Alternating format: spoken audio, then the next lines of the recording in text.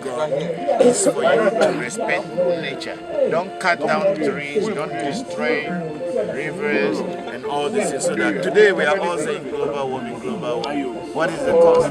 We're just destroying nature because we want to be rich.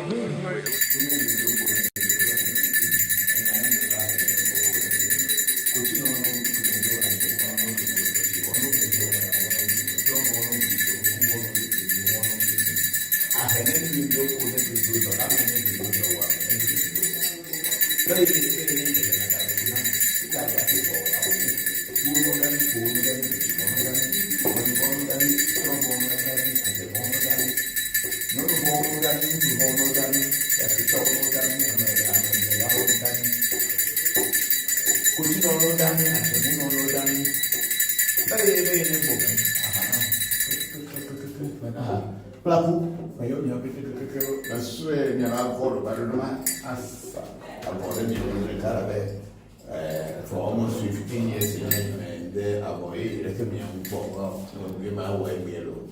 I can never simple. I can never comfortable. Everybody need to talk. Very throw a china, matto, petuniato, e deve touchy a couple of minutes. We have a good year, and we have a massive.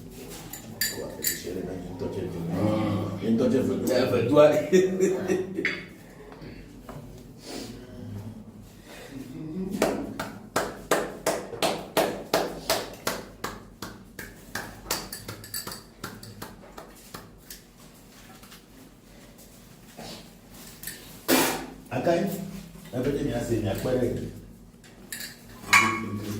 calling back,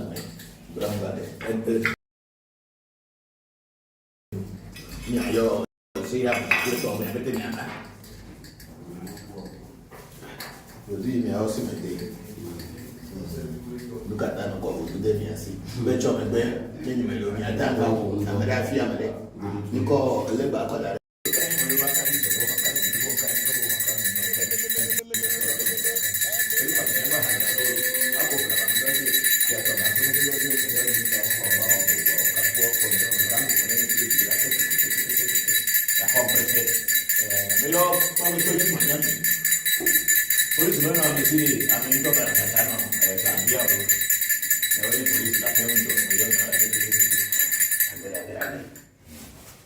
Yo, también mi dolor que el programa es mejor. También quiere tener más corporación para él. Y es como la de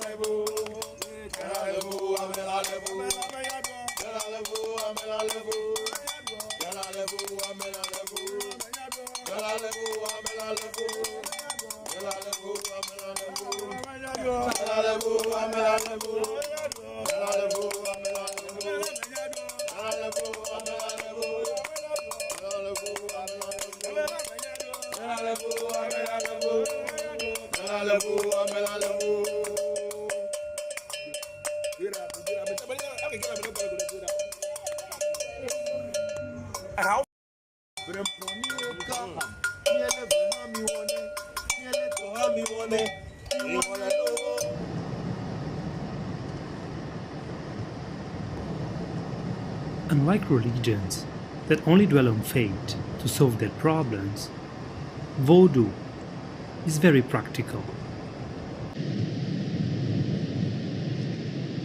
It is this practicality one of the main teachings I was lucky to learn from Christopher Voncujovi at African Magic Temple. As on the 23rd of March 2018, we travel into Tobetuji's shrine in Petoi, Bokor region of Ghana, I'm gonna have a further demonstration of this principle. You are watching me. Yeah, it's a nice shot.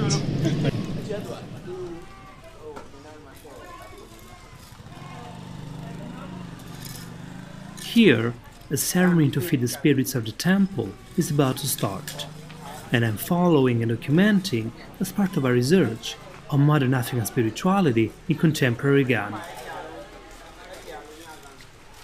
Soon as the preparation proceeds, and the people start arranging the scene for the rituals to follow, the rain starts falling.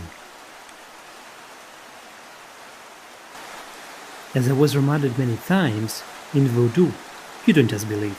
It is something that you test, and when it proves to work, then you will know. Because of the rain, Christopher Voncujovi calls the spirit named Awulakpo to ask for the rain to stop. Awulakpo means sack, because it's carried along within a sack in order to face unexpected situations.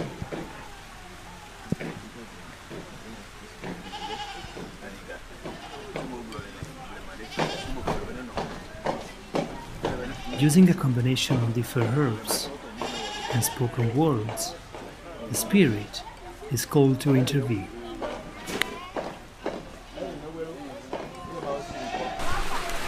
I'm setting it so that we can see if we can stop the rain. We are supposed to set it before the rain starts. Ah, okay. But then now it started already. But we'll still see what it can do. Yeah, we'll wait. We'll wait and see.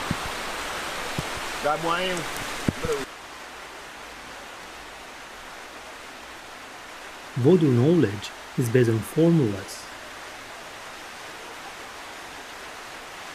that had to be tested and proven.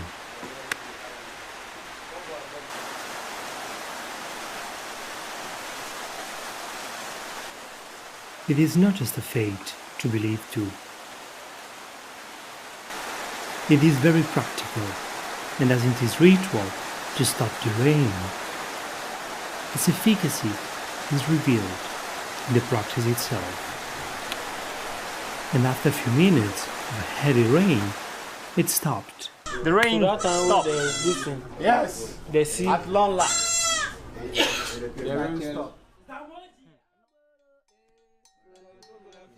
The rain stopped, and the ceremony can finally start. Before. Okay. Performance.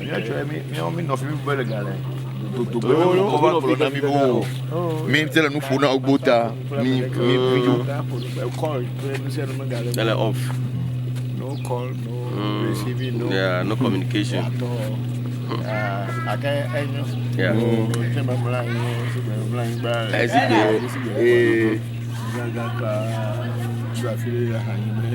Hello.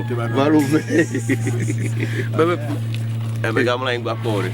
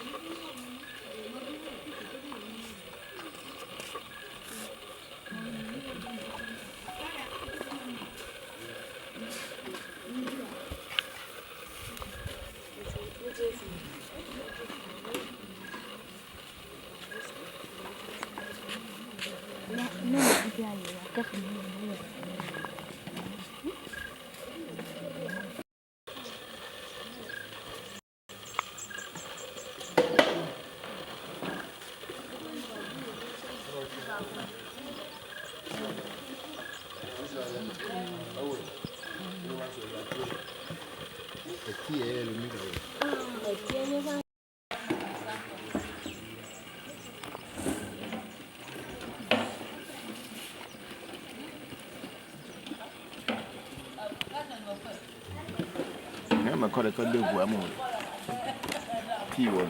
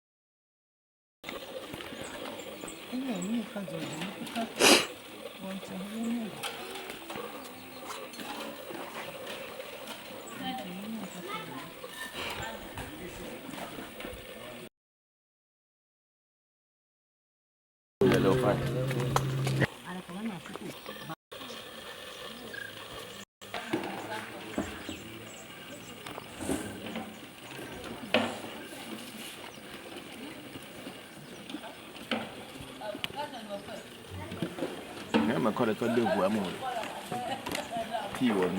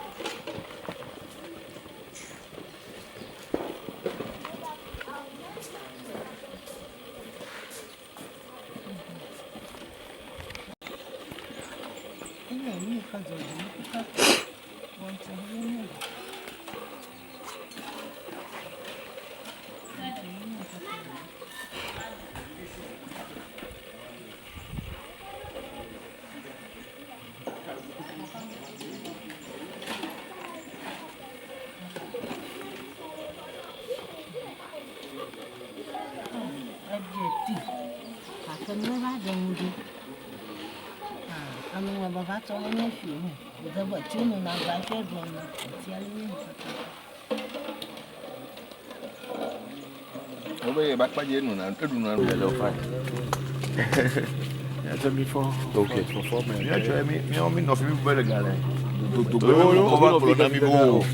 Me tell no phone out bota. Me call. Tell off. No call, no receiving, no. Yeah, no communication. I can't. Yeah. As it Hello. Bebe I'm like Bokor.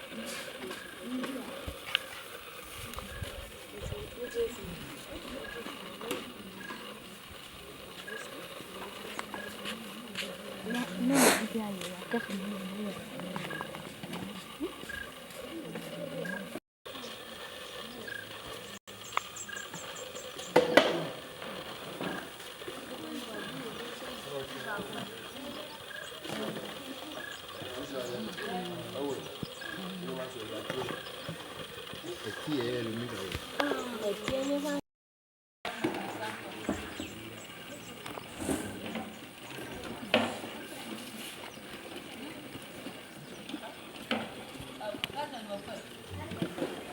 a colleague of the woman. Tea one.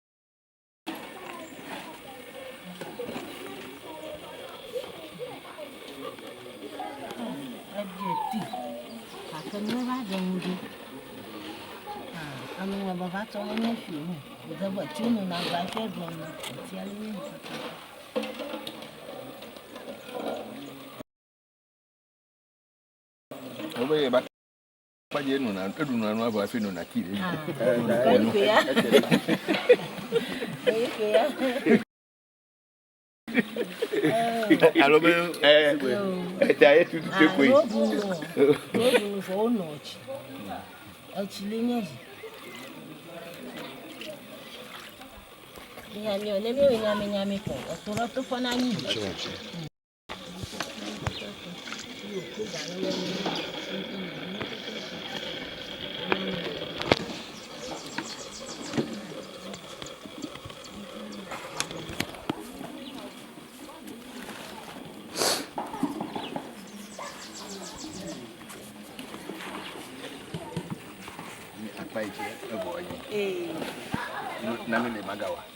Kakanya nagagbo. never na video. Kakanya nagugezi. Ayo. Oga. Odudu.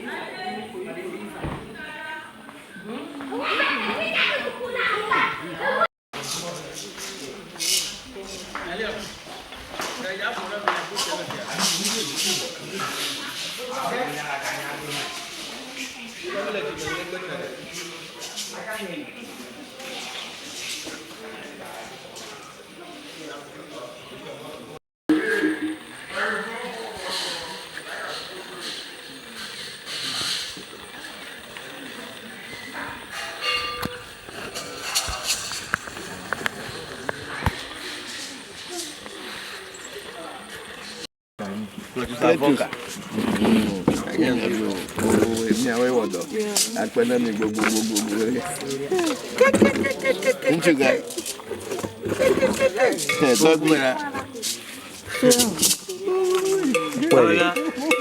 Pô, mas nasci me. I'm very happy.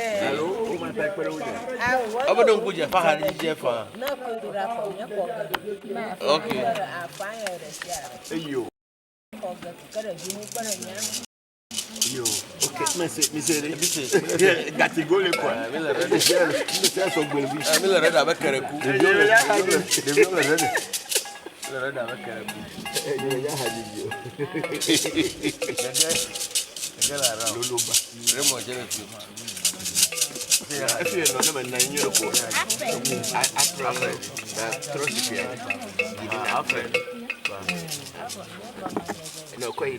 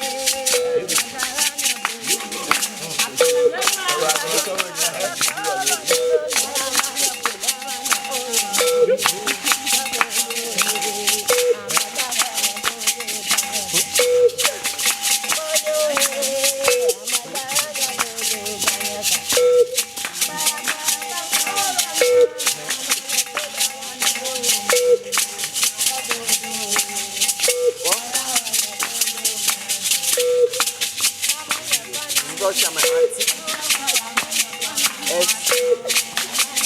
S-I-A-N-E.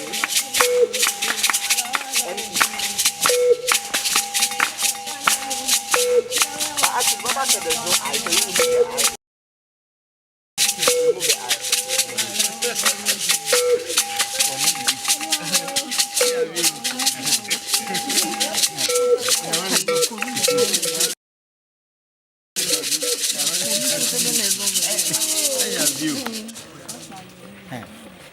You until I get it to me. Tem uma video com a Kati.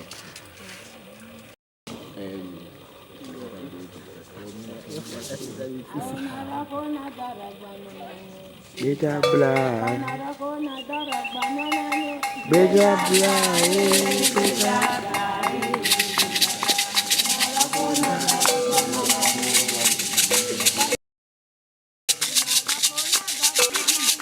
Beja bla, beja bla, beja bla. Uno do kola.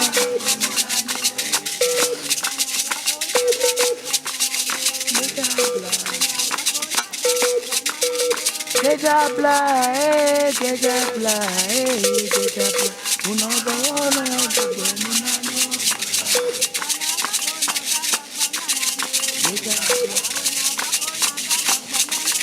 beja bla, beja bla, beja bla. Uno do kola, beja bla. Beja bla,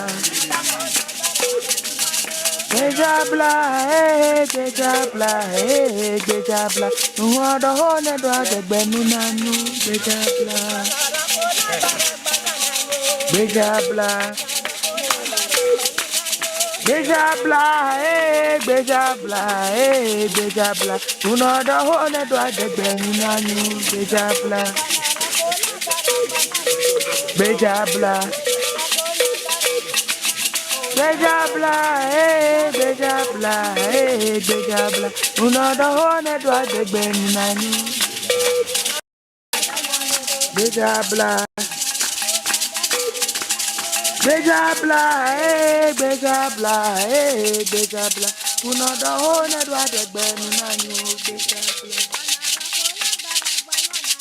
beja bla. Beja bla, beja bla, beja bla. Uno do kola,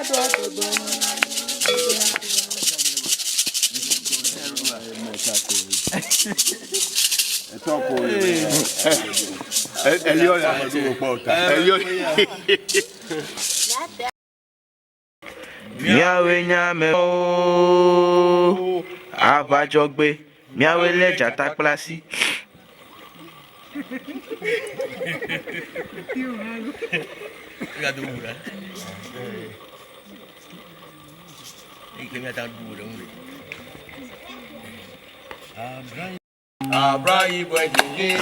Abra ibonyeke obeyegbe ma gbe ya mele vevedo ma obenu ona obereka komiaga pe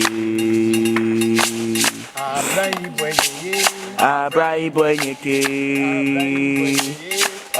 ibonyeke obeyegbe ma gbe ya mele vevedo ma obenu ona obereka komiaga pe Yahweh edalu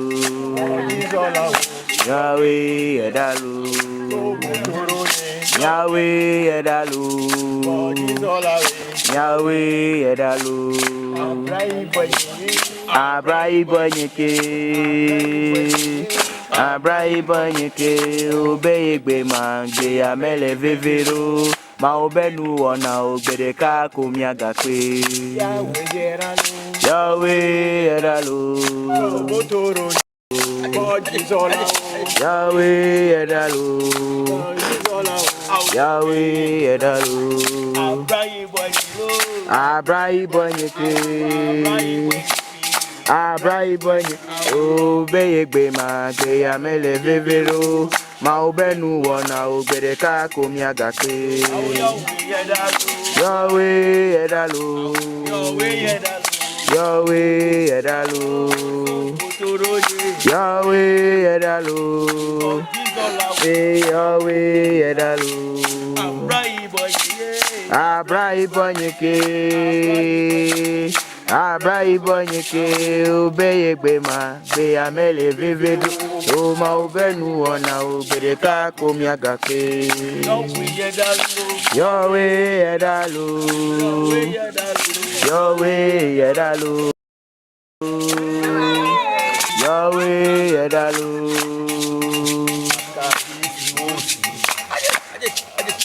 Atredo machi akadi si osinamna.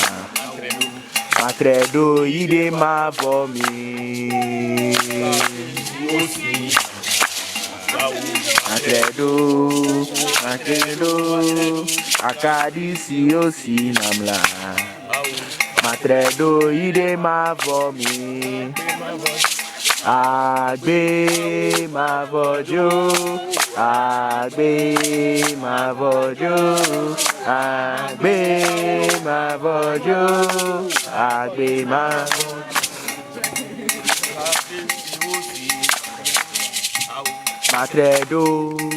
Matredo, akadi si osi namla.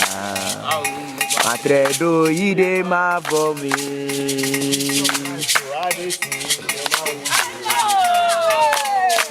Yo matino, dulade se ma wudu. Matino dula matio. Agbe ma vojo, agbe ma vojo, agbe ma vojo.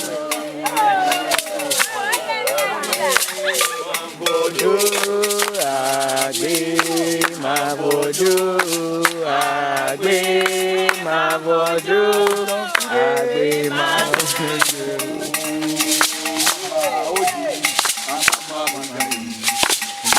Oji, amama emayi, Diga chiji manuji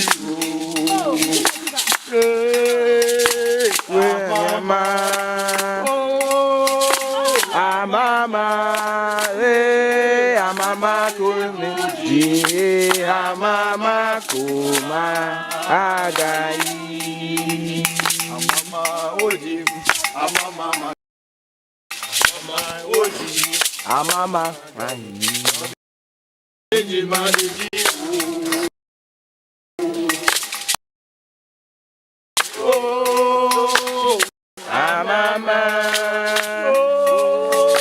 Amama, amama yemuji, amama.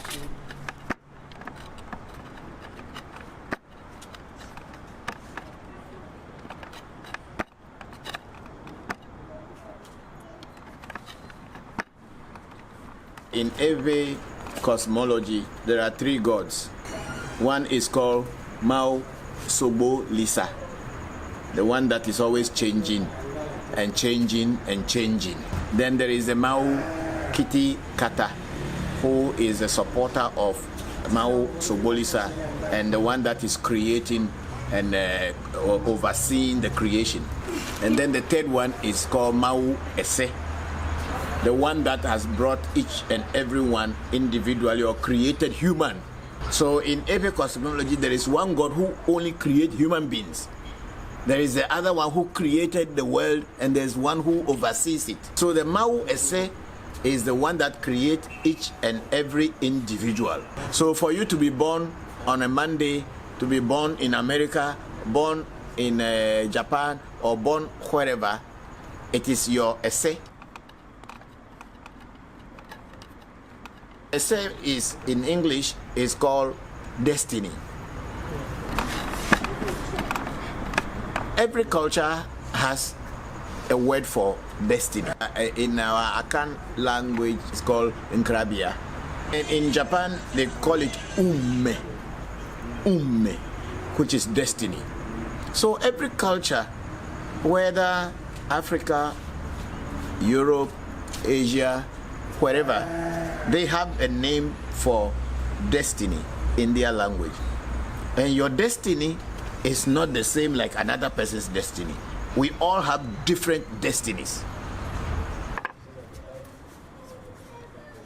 Just like our fingerprints. No two fingerprints are the same. So it is with destiny.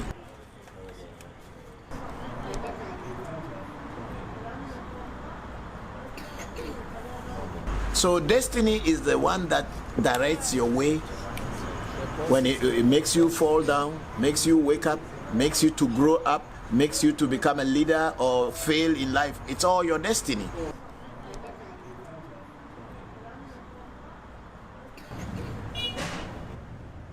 Everything that happens to you in life, to get a good husband, a good wife, a good job, good education, parents that you will be born to, is all directed by destiny. You can be born by poor parents, but that's what your destiny chose for you. But then with that poor parents, maybe through their guidance, in a way, that is how you will be. So are people also born in royal houses and everything is on silver platter? They eat with golden spoons. It is their destiny. So destiny is the most powerful part of God in our culture. So today, what I'm going to do is that I had already removed the bad destiny or the negative destiny for the person we are going to work for. And it's already gone. Now he has lived his life for a while and he felt that no, the bad destiny had been removed and things are moving for him, but he wants to really invite that God into his life to be fully in charge of him, and he will be in charge of the to direct his own destiny to whichever goal he wanted to get to. So that is what we are going to do today. It's to set essay. It has been molded already. Make the whole essay from the beginning. It will include bathing.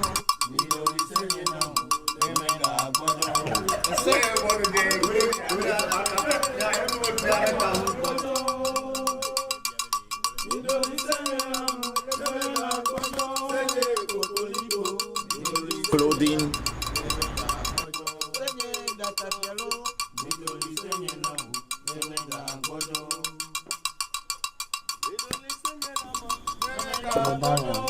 Feeding.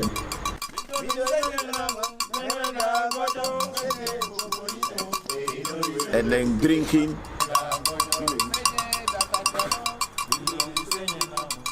It is because the essay is you. Sometimes you go to your essay when it's well created, and you go to your essay, sometimes it's smiling, sometimes it's angry. And it is said in every that if your essay is happy, you will be a happy person. If your essay is angry and is sad, you will be a sad person. So essay directs everything. Destiny. Now the churches and everything are having Destiny Summit. Destiny Summit. So that means there is something called destiny. And it is important. So if your destiny is not channeled properly or directed properly, you will just be going wherever without having head or tail to your life. But if your destiny is properly set, everything that is in your destiny must be realized. You must realize it. But it is you who has to work it, to let him work for you. Like we believe that God is in the heavens. That's what most religious people believe, that God lives in heaven. But you can't be here and be saying God lives in heaven and you cannot ever go to heaven. Nobody had ever gone to where they call heaven. It is just an imagination. But at least you are here. You know you are here. You know yourself. If you are hungry, you know.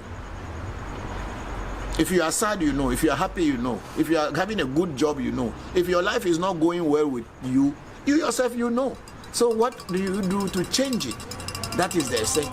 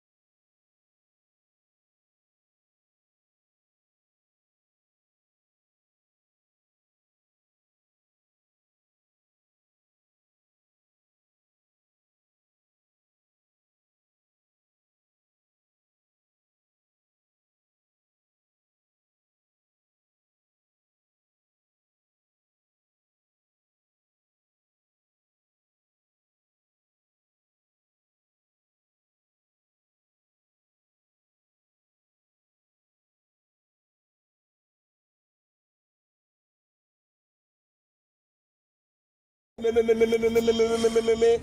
no kwe la funu dalo. Ome no. Ome to. Asui. Me la funu da. Ome la funu da. Ome no. Ome to. Asui. On va pas perdre vous à d'aller vous.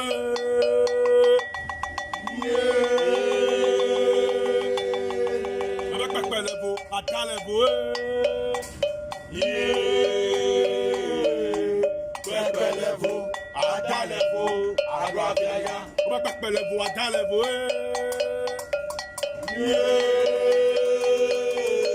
On va pas perdre vous à d'aller vous. Bebelevo, adalevo, aguafenya. Mekade o malelo, adela mekade o male pasilo yo. Mekade o malelo, mekade o male pasilo. Mekade o malelo, adela mekade o male pasilo yo. Mekade o malelo, mekade o malelo. Mekade o malelo, adela mekade o male pasilo. Begadeo malelo, begadeo malelo, begadeo malelo, ya. Agora begadeo malelo, begadeo malelo,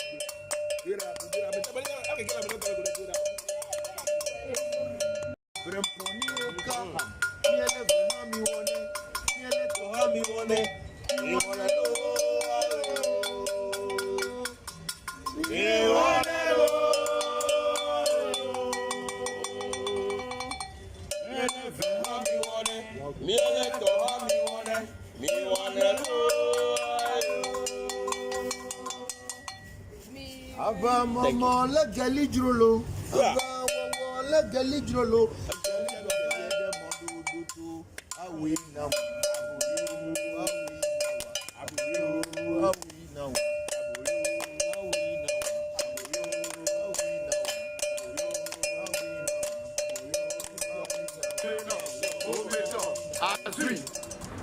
Like this, normally it doesn't fall easily. This is a big bird.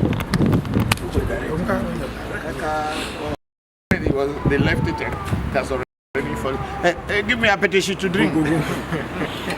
Means we are on course.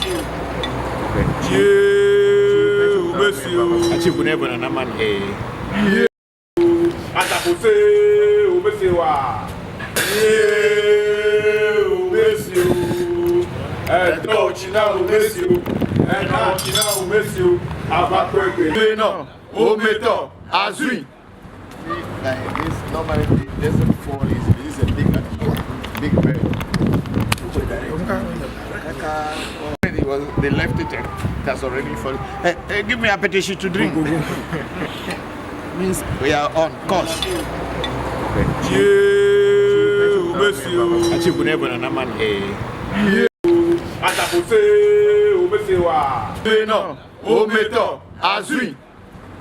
Like this normally it doesn't fall easily. This is a big bird. They left it and it has already fallen. Hey, give me a petition to drink. Means we are on course. Like this normally it doesn't fall easily. This is a big bird. They left it and it has already fallen. Hey, give me a petition to drink. Like this normally it doesn't fall easily. This is a big bird. They left it and it has already fallen. Hey, give me a petition to drink. Means we are on course.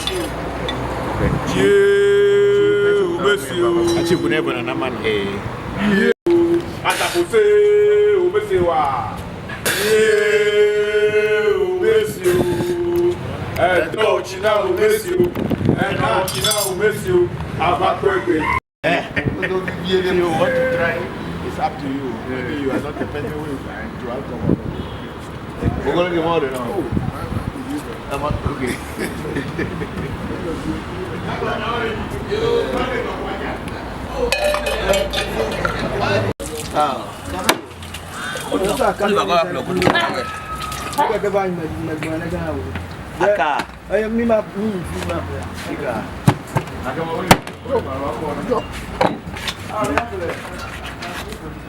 You. Hello.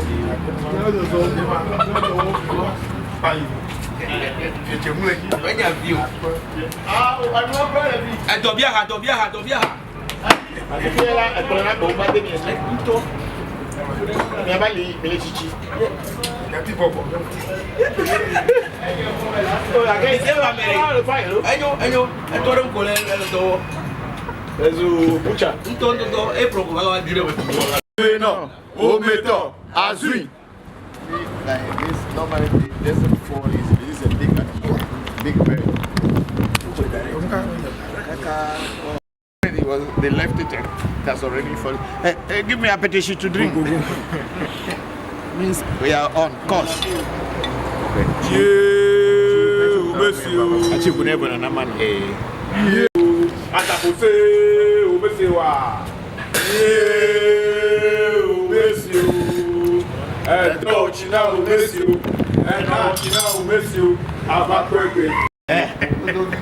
want to try? It's up to you. Maybe you are not the person who is trying to alcohol. We're going to get more than that. Okay.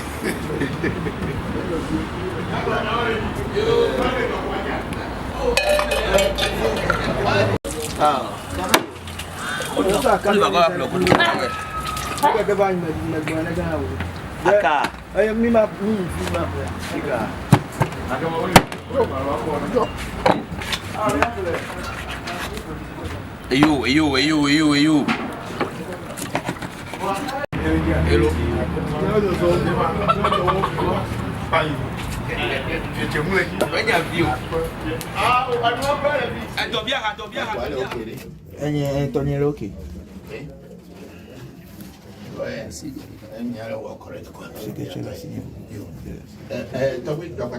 Hello. Habla, mi ko dugana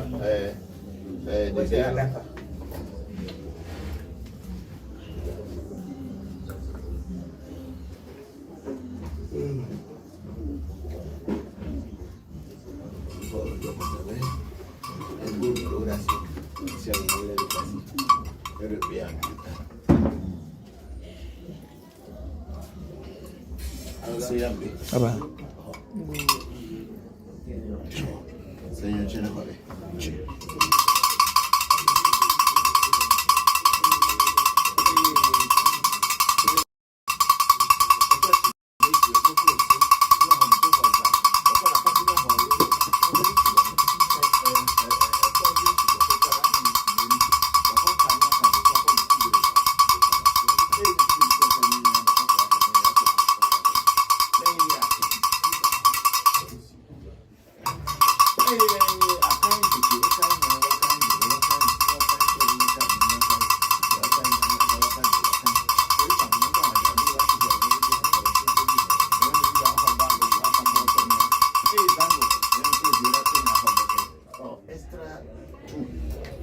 nasi.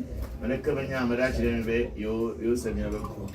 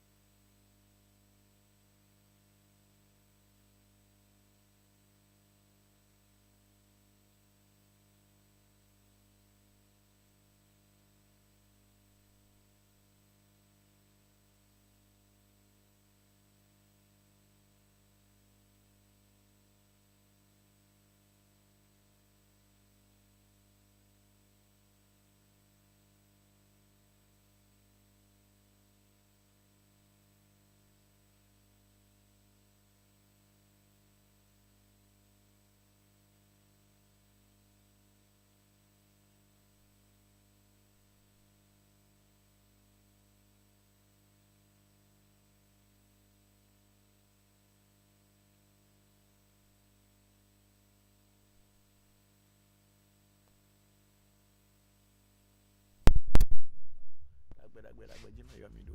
I seen a day, go away, you never been on a better phenomenon. I'm a simple, but did never go. You America come your me opetepete. Eh, may you abuchi sakraka. Much of our bear dogo, Kotokoli don't call Kuruma Kuak, but no Tobono Lecho, or Frat Tamani of Evening Kumara Bisinkra, or Kofito Jabaku, or Chotua Koficho, and Kofi Atra Cable for her enemy. You talk about home bato, no bovo dubeto, Udubeto, Torahui, Bubulmaya as a passadi, the Kuno Hoto, Kufino Hoto, Mayora Hobato. May you apply get the Macbeza. You may attack Bolo Maturely, how you are at your head, oh, may you have fun go no afak bo majes o pepe Thomas o le men dak pa video me yo kwali gbe meji eku meji wole meji di meji so meji mole meji abla meji akra meji kuda meji sa meji ka meji trupe meji tula meji lete meji che meji fu meji kwali che tula me yo kle bo video to pa to ba do bo ma to ba de nya de ma po ine dilo godo me kebete che mi adek pe me na fusia nya wele to me mele mi ba yo ma sia nyime no ngo gbe na kada mo me ya yo America kudo me yo mi apetiro dagbe ji me yo mi do sia.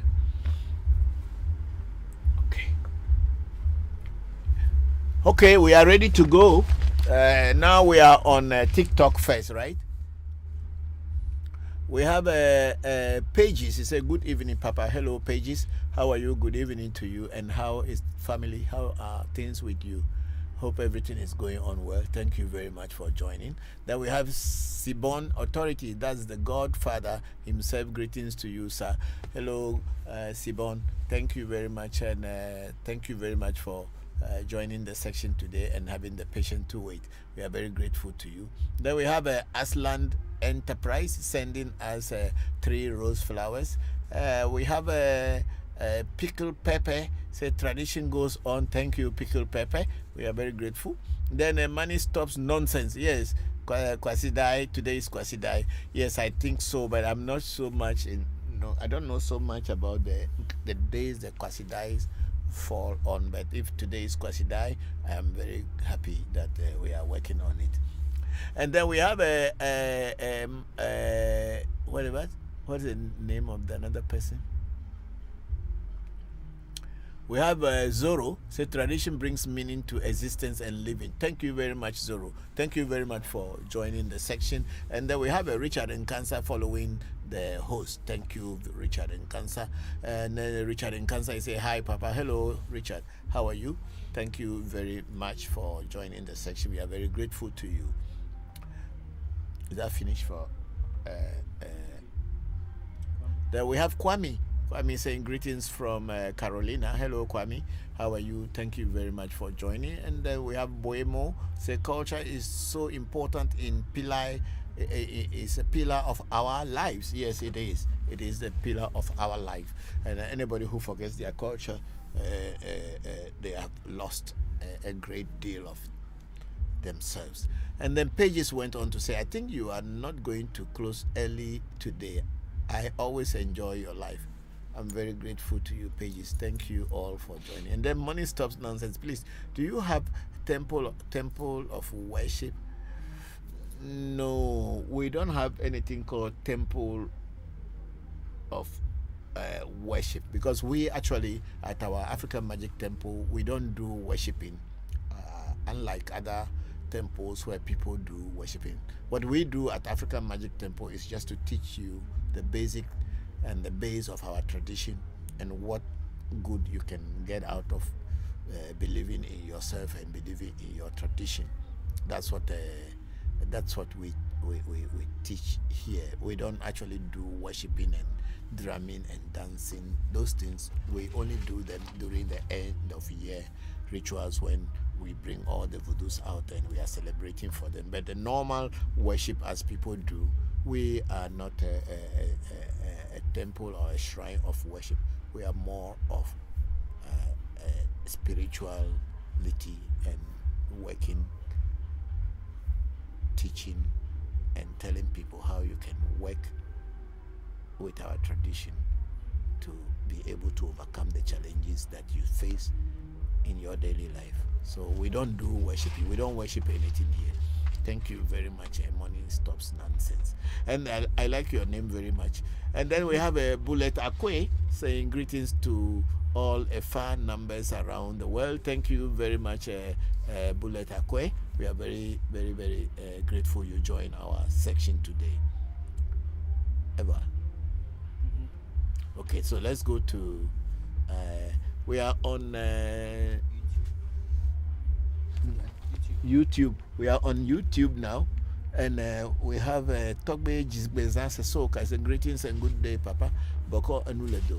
Oliwo Fun America Medena Nudo. Bokor Enuledo.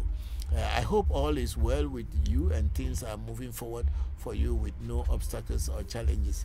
Yes, I may say yes, but there are always challenges in life, but we are also facing those challenges squarely. We are not running away from the challenges, but we are facing them squarely. So thank you very much, and how are you and how are things with you? Thank you all for the support and the help you gave me in the last week while I was on my healing trip. I'm very grateful to you and to your family. Thank you very much. Yes, I think Jibazan is the only one on YouTube. Kwasi has joined us on Kwasi has joined us on Telegram. Allow you to speak. I click a red mic. Okay. Okay, hold it. Okay, I'm allowed to speak. Okay, I have Kwasi, I have allowed you to speak, but the red is still showing. Okay. Yes, hello, Kwasi. Where is my listen? Yes, I can hear you. Oh, that's great. Good to see you back this week. Yeah, thank you very much, Kwasi. Hope you are doing very well now. Yeah, I am getting better. Okay, I'm coming. I want to put the Bluetooth on so that we can get the connection.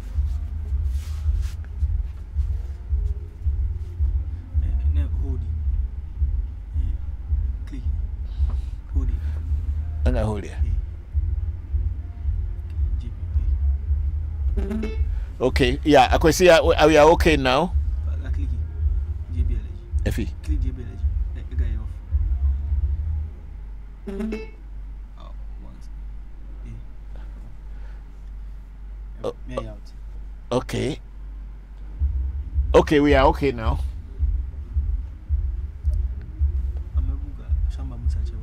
Yeah, I can see. Okay. I can see off. Into it off. Okay.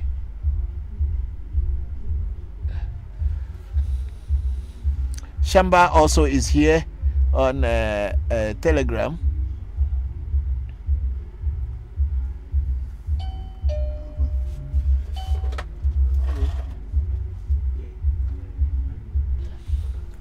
So Shamba, I'm trying to allow you to speak, but I think you are listening now, and everybody is listening, so it's fine.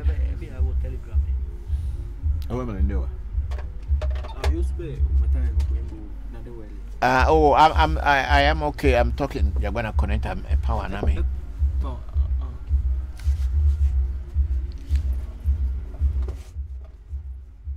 Okay. Okay. So let's go on. I'm speaking now. So thank you all for joining, and we are now on Africa Magic Temple. We have Jah Favor. Say blessed evening, Papa. Hello, Jah Favor. Thank you very much for joining. You've been here for about more than an hour now. Thank you very much for holding on. And then Jah Favor went on to say, I'm enjoying the teachings. Keep up the good work. Thank you very much. It is for all of you that is making us strong in order to keep this going. So please keep supporting us, keep joining, and keep encouraging us. We will also do our best to keep teaching. Thank you very much. Then we have a Heru Asakara Amen saying blessings, Baba. Glad to see you are looking well, and I hope you will have many more. Thank you very much, Heru Asakara Amen. And then we have a Shamba Musa Mohammed Bokor. Shamba is follow. Good afternoon, Papa. I hope you are well. Papa, please don't forget about the blood and tears of Jesus. I'm very grateful. Thank you. I haven't forgotten about them. Even recently, I was also trying to get the information from some other teachers so that I'll be able to compile and then let you know. So I haven't forgotten. Thank you. Even I had a dream in my dream when they again taught me something about the blood and tears of Jesus. So that dream too, because I was thinking about it, that's why the dream came, and they had given me some teachings there. I'll share that one also with you in due course. Thank you very much, Bokor Shamba. Yeah. Yes. So let's see where we are now. I think that's the last one for African Magic Temple. Let's go to Revolution and see.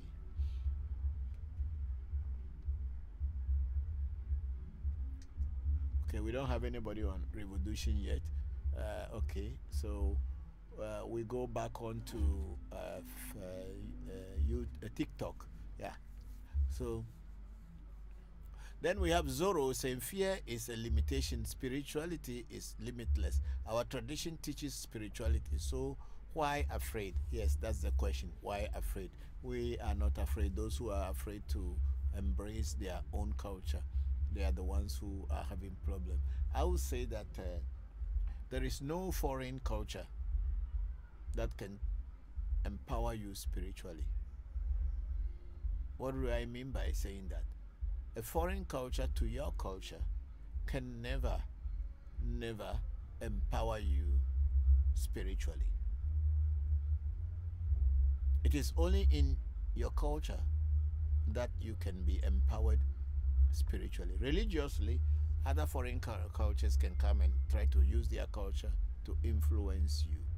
But because you are not genetically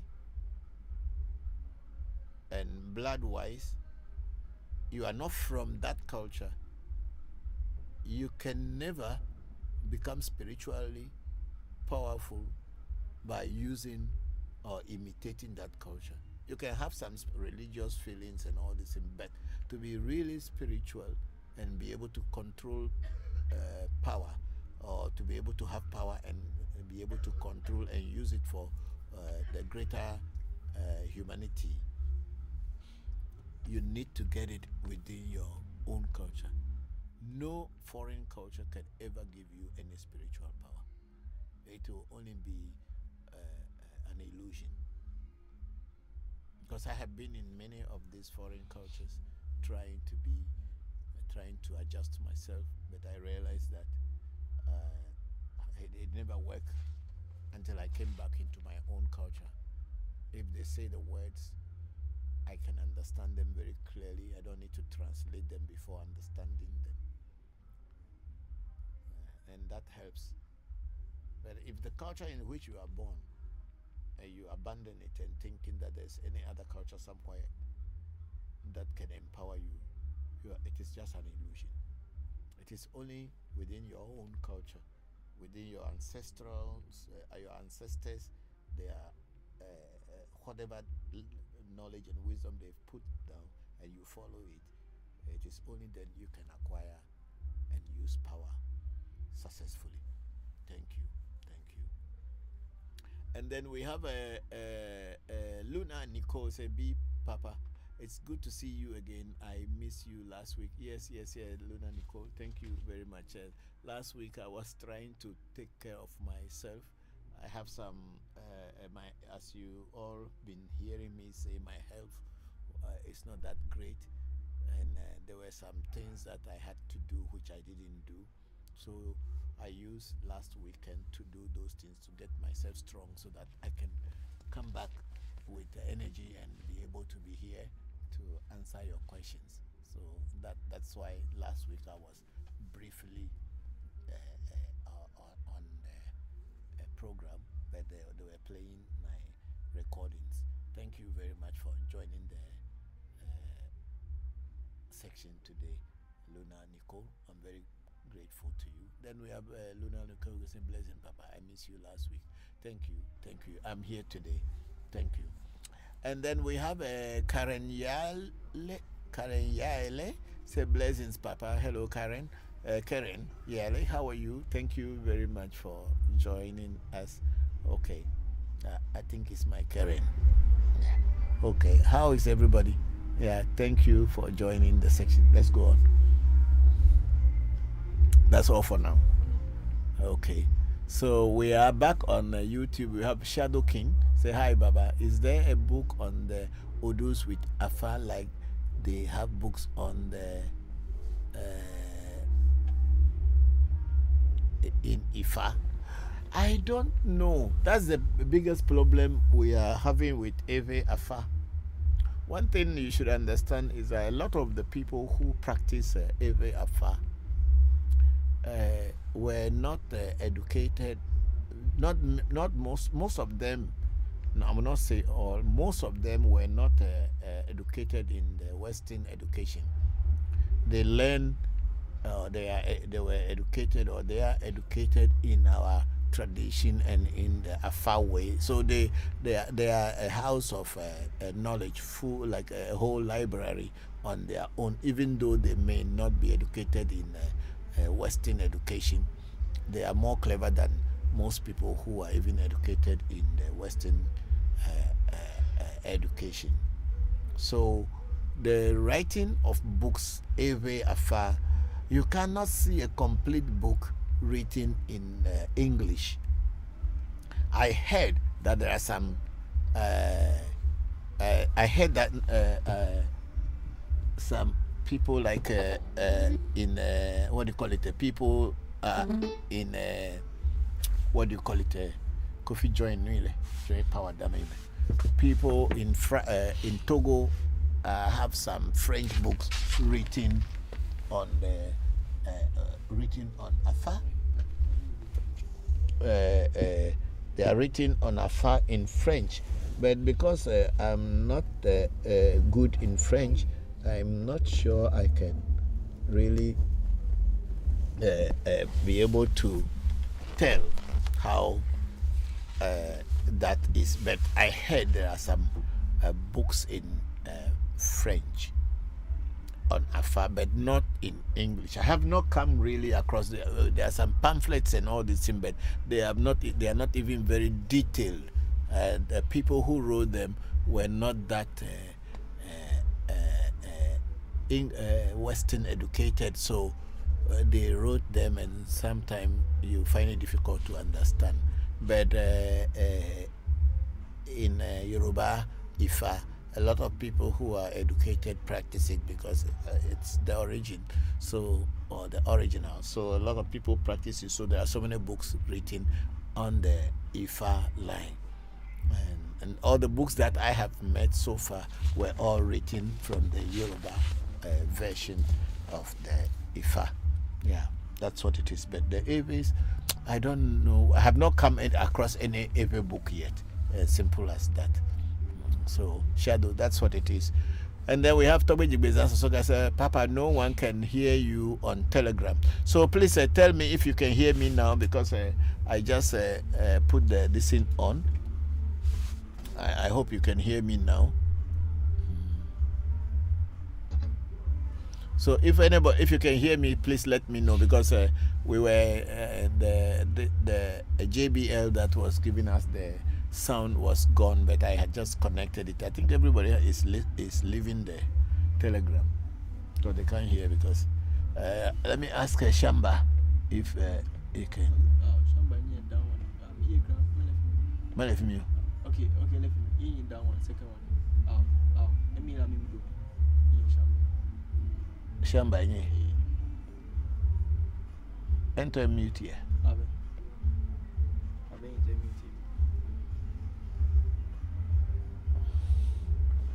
Shamba, if you are hearing me, you can talk. Or Akwesi, if you are hearing me, let me hear you, because I don't know whether any people on Telegram are hearing me well. Because Toby Jigbazan said they cannot hear me, but we put the speaker on and want to know whether you people can hear me.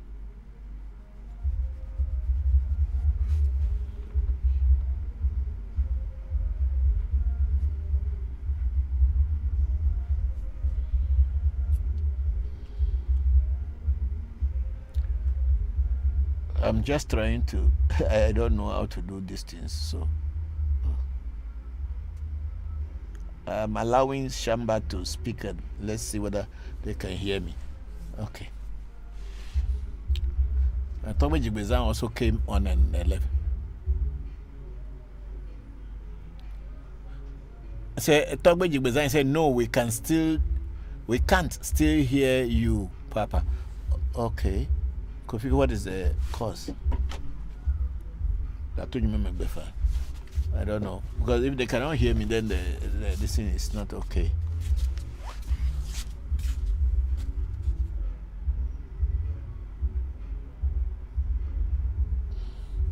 I mean, Baba.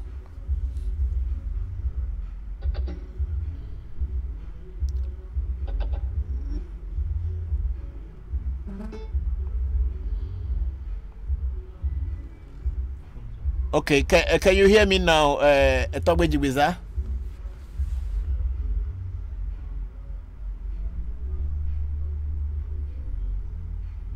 They choose to listen, right? Oh. Okay, Shamba, if you can hear me, Togbe Jibiza, if you people can hear me on Telegram, please let me know. Because now we have activated everything. We don't know. Okay, so let's go on, and we have that's all that we have so far. Yeah. See, it's not coming well. Well, it's the same thing. I don't know why it should be happening like that. But can the people hear me on Clubhouse? I say Club, TikTok and other things. And I think that's Togbe Jigbezan is trying to say something. Akwesi, if you can hear me, please. Togbe Jigbezan hear me. Yeah, Togbe Jigbezan, please, if you can hear me, you can speak now.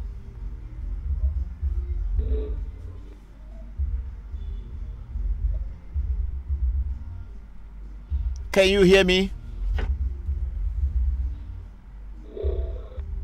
I cannot hear you. It's only making some sound. I can't hear you at all.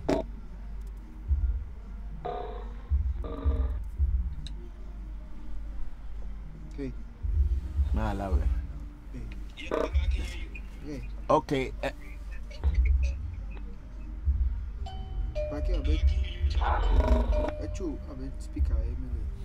Me always speaker.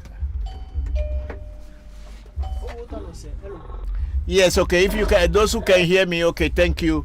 Thank you.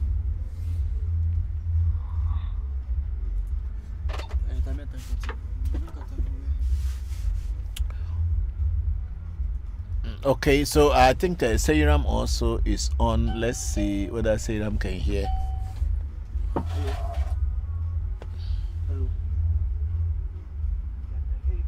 Okay. I can hear you people. But also tap the camera button.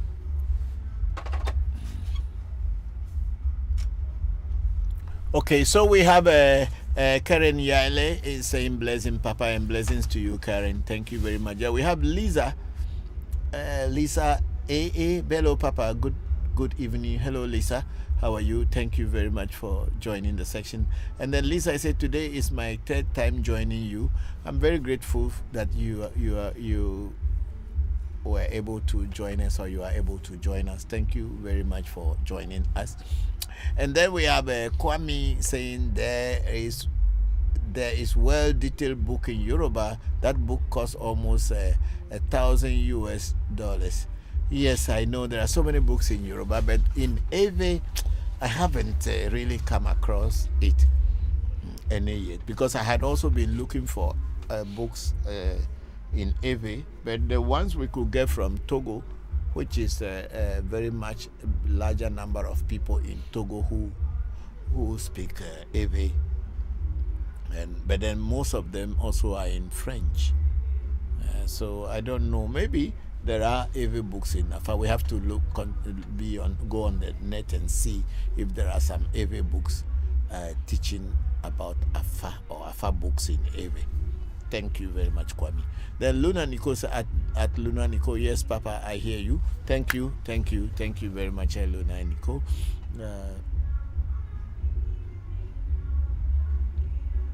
Okay, I think we are done with that too.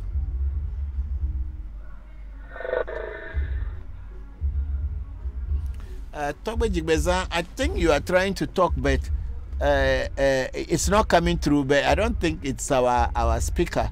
Maybe it is your speaker on your side or your microphone. So please check it and let us.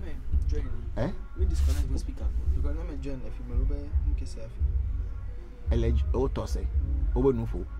But why is it that we are not? Okay, Kofi says he's hearing you, but I don't know why we are not hearing you at my speaker.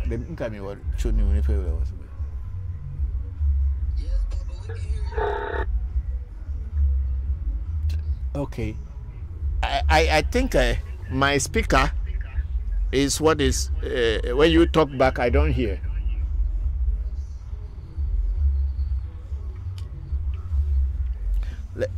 Can we hear now?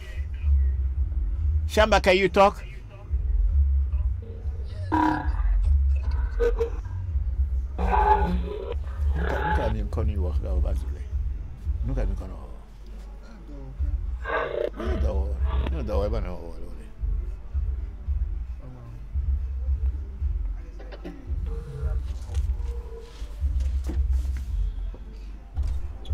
Why did they feature the same? What could be causing that? Please, what is it? You see, when people talk, I don't hear. Oh. It makes even inside this one too. It's sounding in the this way. I can't hear them. I don't know. Have you transitioned the camera? It's not the camera. Is it not the Telegram?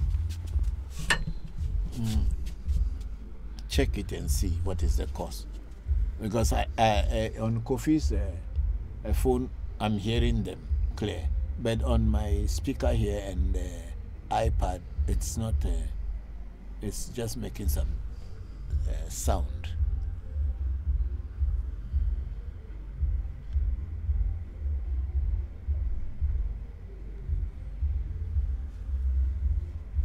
Okay, let me continue reading the other edition, and I think people can hear. Bokor, call me that set a new speaker. Okay, so let Seiram speak.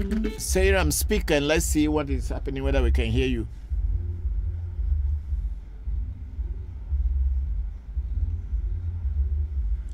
When Kofi Kwame Akwesi spoke first, it was very clear.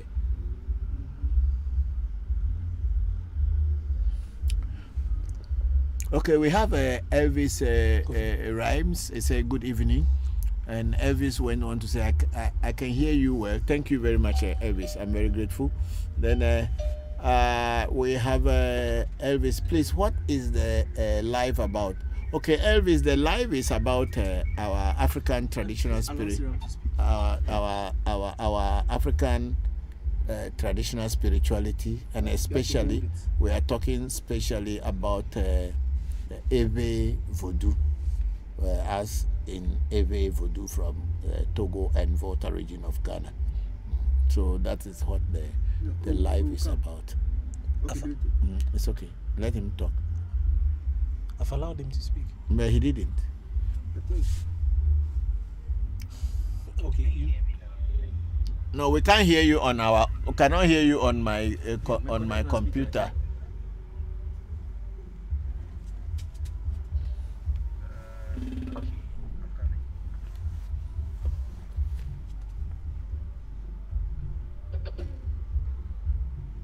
Are you using the Bluetooth on your phone? I turned it off.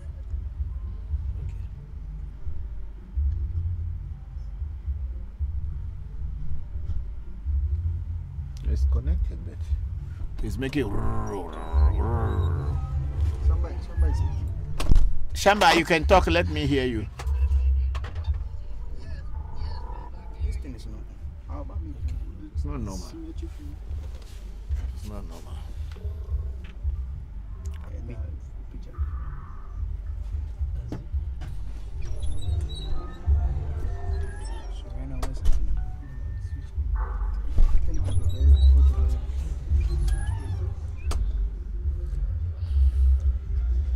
Okay, let me go on with the Elvis Rhyme is saying that Mr. Oliver GH sent us a flower, and then Oliver GH followed the no, let's go up. Yeah, then we have Elvis Rhymes. Oh, that's very interesting topic. Thank you very much, Elvis Rhymes. And then we have Mr. Oliver sending us so many flowers many times. We have Olivier. Okay, Mr. Olivier. Thank you very much. We are very grateful. Please, the phone. Tony. Okay. Yes,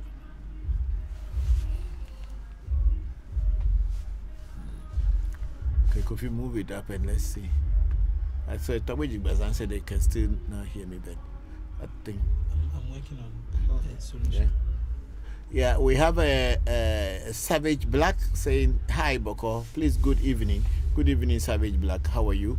Thank you very much for joining the section. I'm very grateful.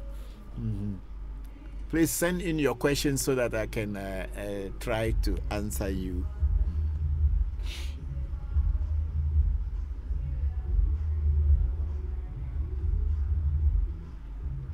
And then we have a Mashito Kadonzi. Say, "Please, Baba, how do I contact you for consultation and help?" Mashito Kadonzi. Yeah. What do you call it?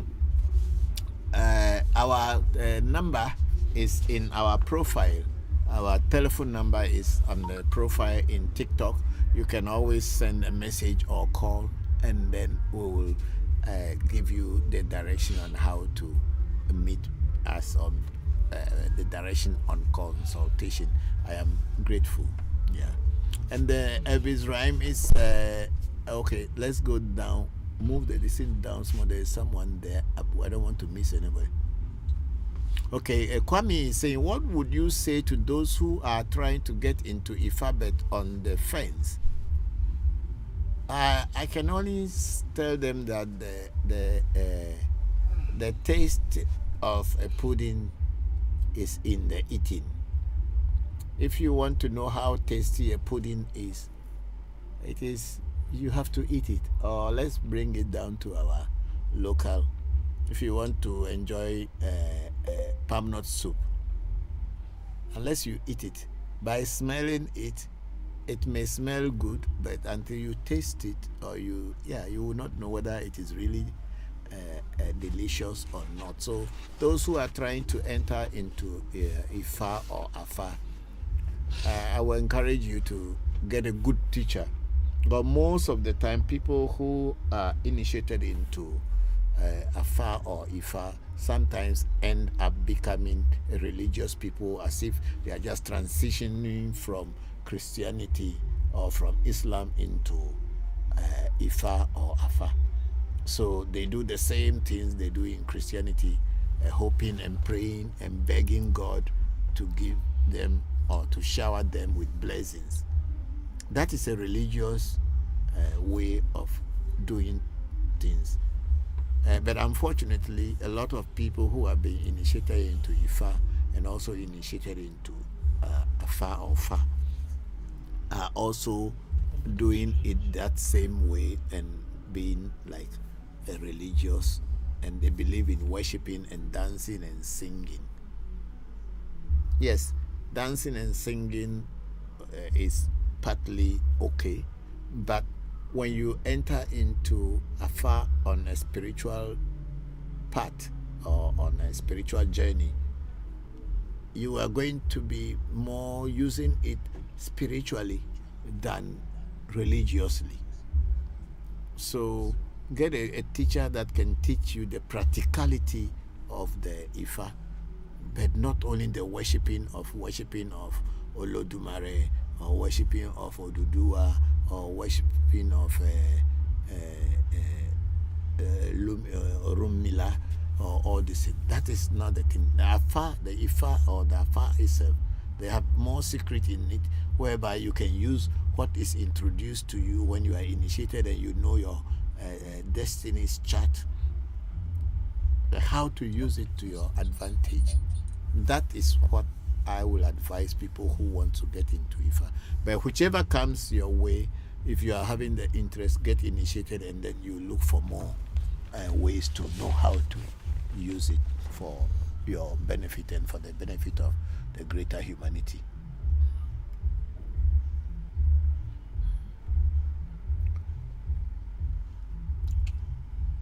Yeah, okay, sorry about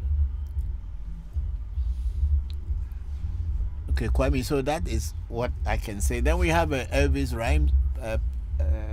Please,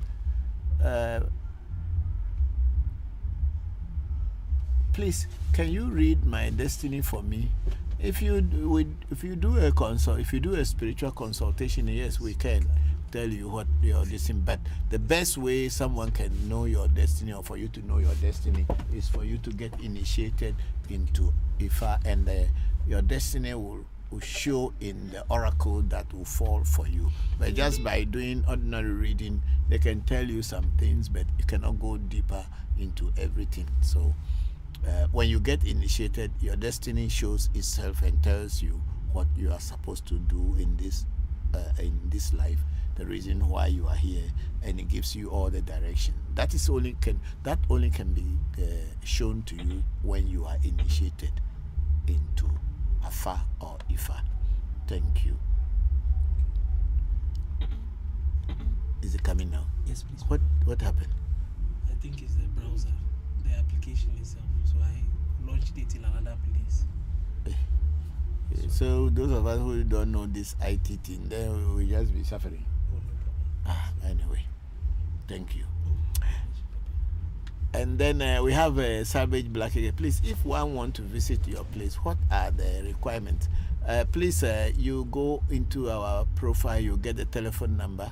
If you are in Ghana, you want to visit us, this bottle, 2 bottles of Beefeater dry gin plus 500 Ghana cedis, and you can come for spiritual consultation and a reading. And then that's what it is. But when you go into the profile, you pick our number, they will give you more information. And then we have Mashito Kandozi say thank you, Baba, and thank you to Mashito. We are very careful. Then Kwame say, what would you say Ifa is, and how can one differentiate between scammer and the real? Ifa or Afa is a tool of divination. Afa and Ifa is a tool of divination. And when I say a tool of divination, it's the one that can look into your future and can look into your past and be able to guide you on a correct path, or guide you through a proper way so that you can live in harmony with nature. And that's all that Ifa or Afa is to me, and that's the understanding I have. When you say scammer, yes, of course, they have scammers in every way of life. So there are people who are also scammers in Ifa. There's no two ways about it, or Afa. There are people who are ready to take your money without knowing what to give you.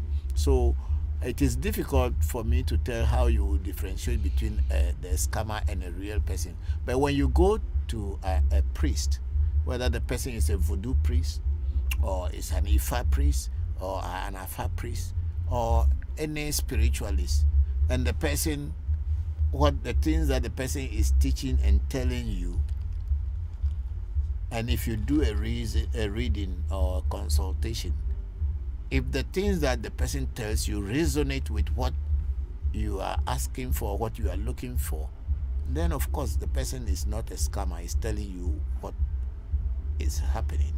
At least the person should be able to tell you without listening to you ahead of time.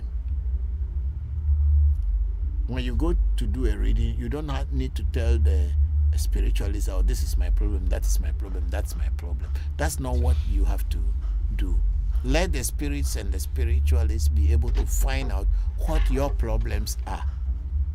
Once you speak on your money that you are using for the reading or for the consultation, the spirits should be able to identify what your problem is or what your problems are, and be able to tell you before you as the consultant or you as the person who is consulting the spirit, be able to tell them, oh, okay, this is the problem I brought, but you have already told me all already.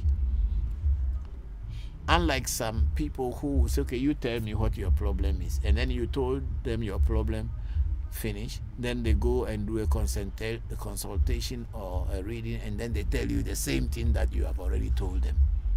Let the spirit speak first and tell you what your issues are before you tell the spiritualist what you came for. That's the way I would say it. I don't know how clearer I can be, but this is a very simple way to know who is a real priest and who is not.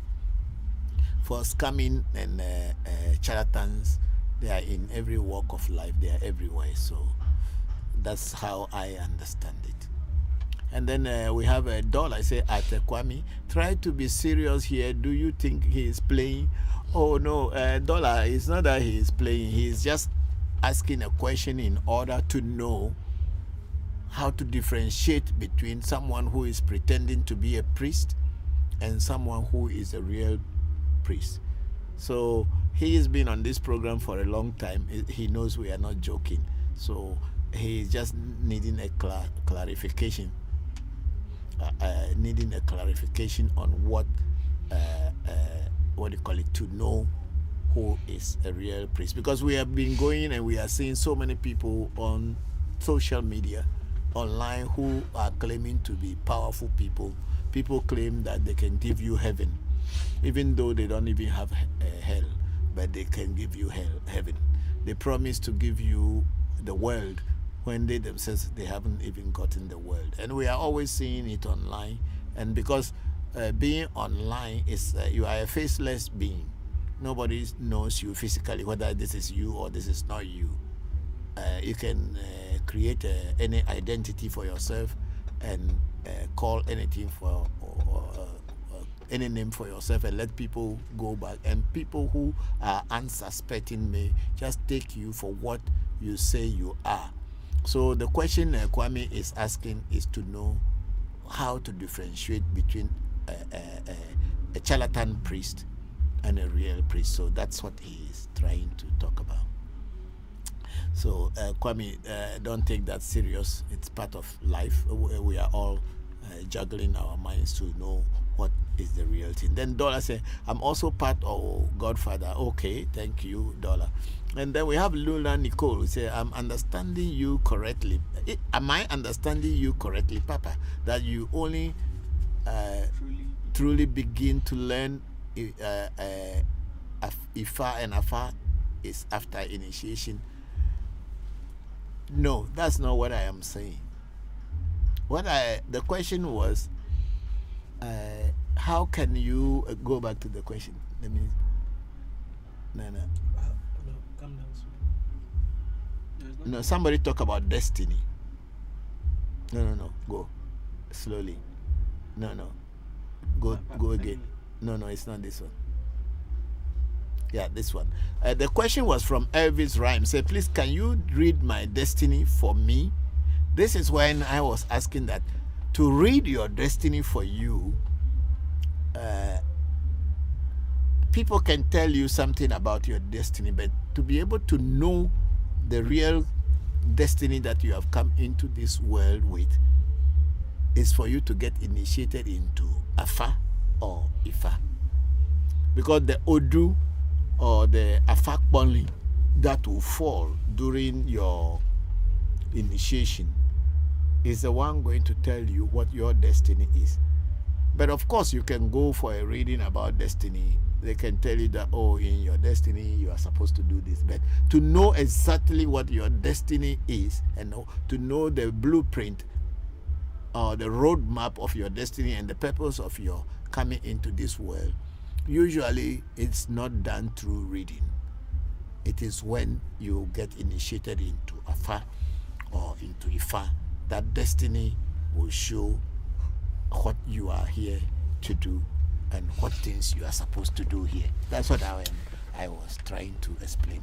So if you want to really know what your destiny is, if without initiation, I don't think it is easy for you to know everything.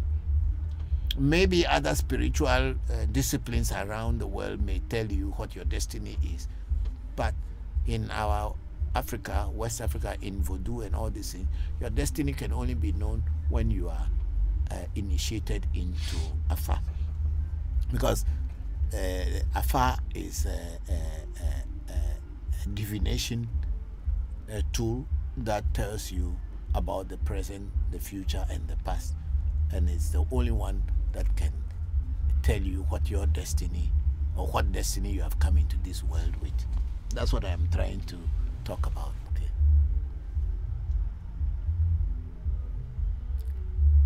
Okay. Luna Nicole, that's what I was explaining. If you get initiated into Ifa, it is only then that you know the true destiny. You know your true destiny, and that's a fact. Thank you. And then we have a Savage Black. He said, thank you, Baba. And thank you, too, for the question. Then Elvis Rhyme say, I think I'm falling for your explanation. Oh, thank you. We are just teaching here to explain it and make it more simple and reliable. Also to demystify the thought that our tradition is evil.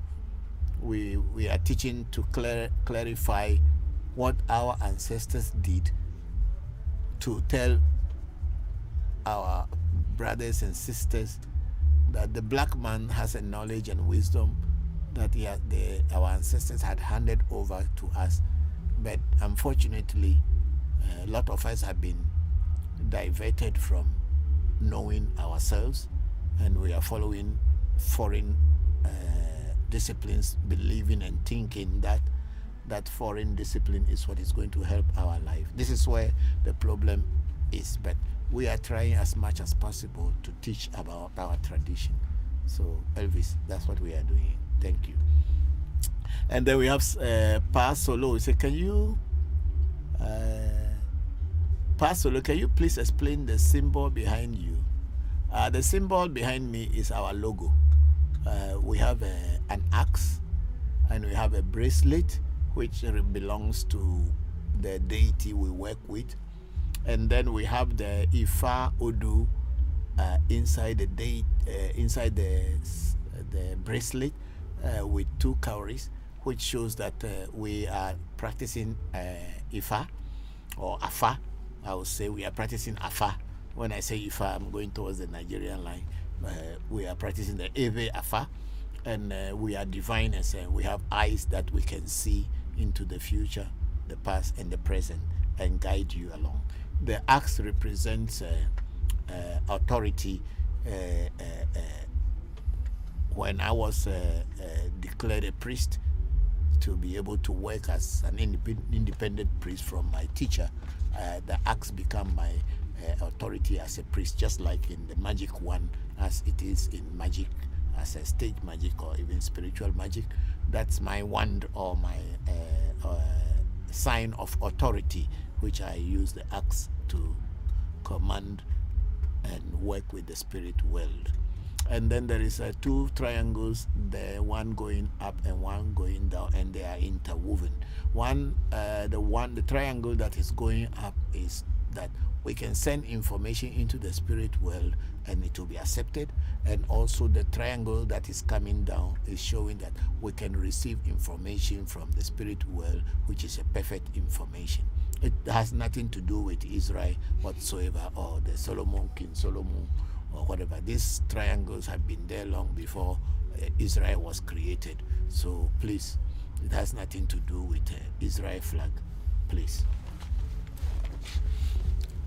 And then we have a Savage Black again and saying, please, please, will 3,000 cedis be enough for IFA? It depends. Some places you can even use 10 cedis and get IFA initiation. Yes, but then there are places that 3,000 cedis will not be enough for an IFA initiation, because even the items that you will be buying for the initiation, the goats, chickens, ducks, palm oil, white cloths, and all the other things that you will be buying, 3,000 cedis will not even be enough. What about the people who are initiating you? What about their workmanship? So 3,000 cedis will not be enough at certain shrines, but maybe at certain shrines it will be enough. But at our shrine, it will not be enough, because we are practicing a real thing, and whatever initiation you take from this shrine, you are taught how to use it properly for your own advantage, for your own development, for your own progress. So we are not just on the surface priests. And every priest that has been initiated through our shrine is a real priest and know how Afa is working. That's why I'm talking about religion. A lot of people only want the religious aspect. We are not practicing religion here. We are practicing spirituality. And spirituality costs money. I'm not joking. It costs money. But if you put money into it, it's like an investment. You'll get it back. Thank you, Savage Black. And then we have Kwame. Kwame said, thank you, Togbe. Thank you very much, Kwame, for the questions. And then Globet 19 Globet saying, thanks, Papa. Thank you, too. And then we have Savage Black again here. Please, how long does it take for one to see the manifestation and changing after IFA? When you do an IFA initiation, there's a whole lot of things that takes place, because initiation into Afa at our shrine takes about 4 to 5 days, and you need to learn some of the basic things,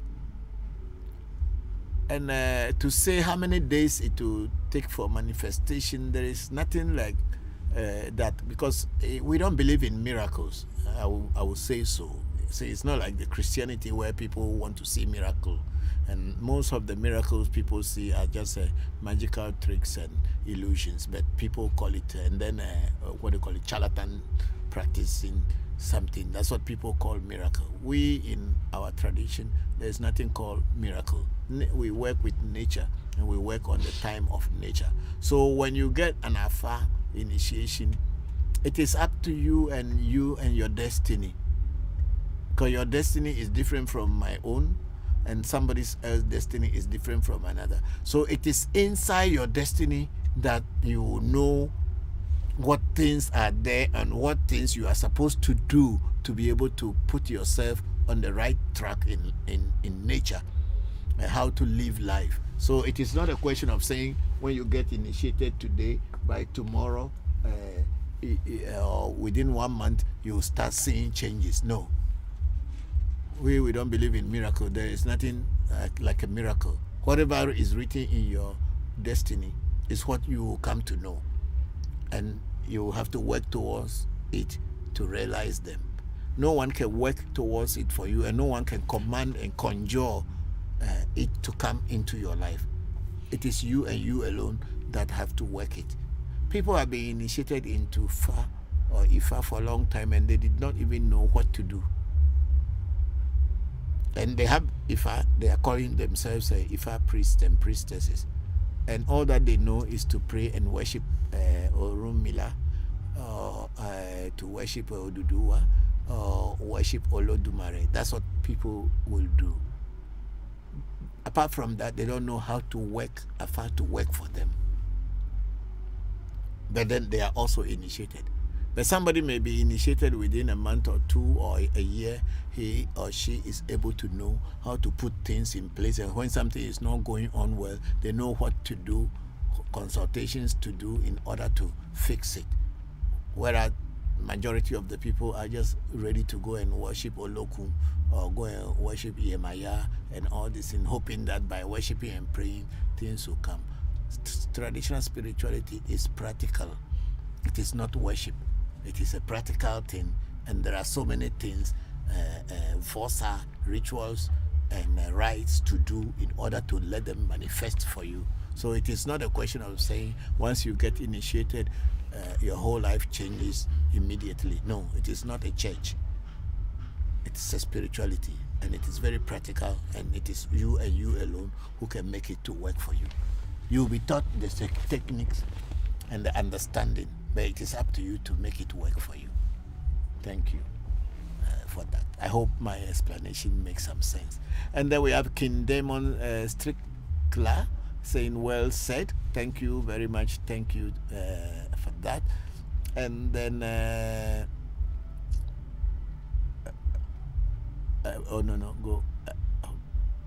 yes, then we have Luna Nicole say, thank you for explaining, Papa. Thank you too for the question. And then we have Kwame at Dollar. I'm asking basic questions for those who are seeing this for their first time. Yes, you are very right, Kwame. I know. That's why so don't take it serious with Dollar. Dollar also is just trying to explain things from his point, because I think he's been here, or maybe not many times. So you are an old hand on deck, so you know what we are teaching. So if somebody asks these questions, I know you asked that question purposely because you are trying to let people who are first timers or new to this to understand. I'm very grateful to all of you, for $2 and to all of you. Then we have pages. Please don't just be asking questions. Please type the screen. Okay, I think they said, is it us? Or people who are asking, say they should type on the screen? It's not us, I think. He said, please don't just be asking questions. I think it's the people who are sending, I don't know. But they are typing on the screen. Okay, so anyway, thank you very much, Pages. Thank you for that question or that comment. I'm very grateful. And then we have Genesis New Dan. Good day, sir. Can everybody be initiated into Afa? Of course, everybody has a destiny, and everybody needs to know about their destiny. So why shouldn't everybody be initiated into Afa? Everybody can and should be initiated into Afa if you are serious about knowing your presence, the reason why you are here, and you want to navigate this tough and rough ocean of life. Then you need to get initiated, because the ocean of life is very rough. Yeah, so for you to be able to navigate it through with your boat and ship, with your canoe through it, whatever you have to use to navigate it, you need to know the road. You need to know the map. You need to know where you have to paddle fast, and where you have to slow down and let your sails carry you through. Yes, so everybody can be initiated into Afa, and everybody actually should be initiated into Afa if they are interested. Then we have Kwame again. Togbe, please clarify on initiation, because most think initiation is sacrificing blood, but it could. Okay. Kwame, thank you very much for that comment and question. See, initiation, the word initiation is an English word. It's not our local Ewe word or any African word. It's not in any of our languages. It is a foreign language. But the understanding that we have and we know is initiation simply means to be introduced into something. And in this case, to be introduced into the spirit world of Afa, Ifa, Voodoo, and anything called spirit. So the word initiation simply means introduction. So it is like if you don't know something, somebody has to introduce you to it and teach you what to do and how to navigate it.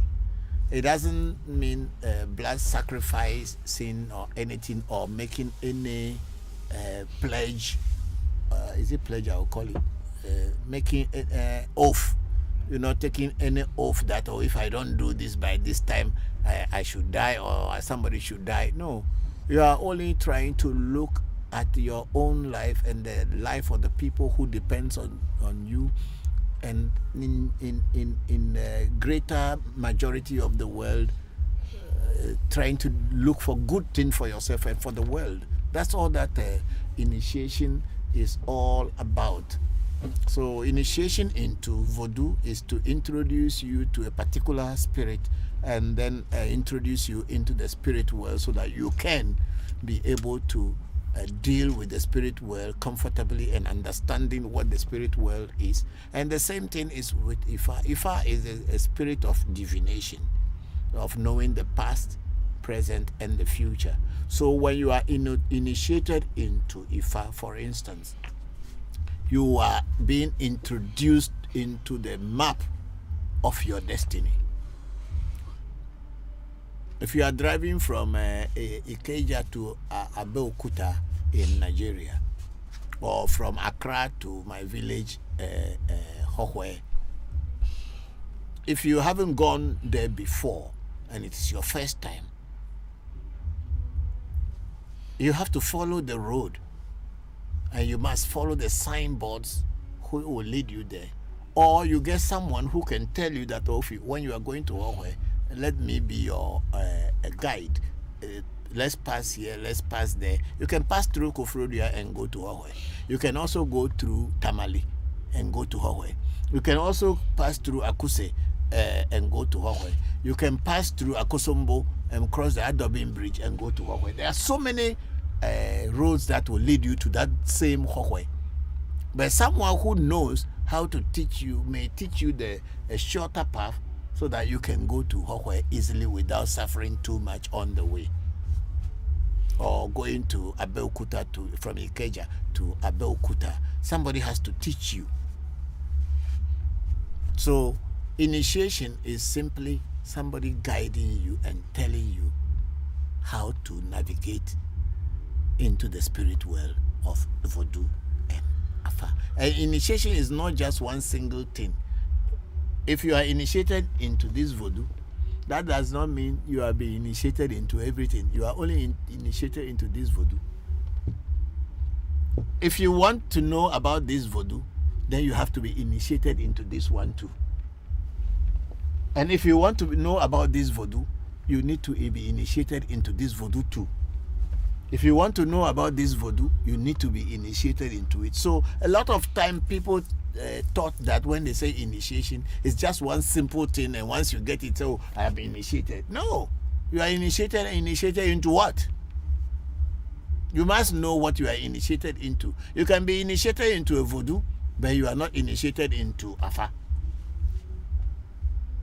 And the same way, vice versa. You can be initiated into Afa, but there will be a voodoo that you want to work with, or the spirit that you want to work with. You need to be initiated into it. So initiation simply means being introduced firsthand to what you want to deal with as far as spirituality is concerned.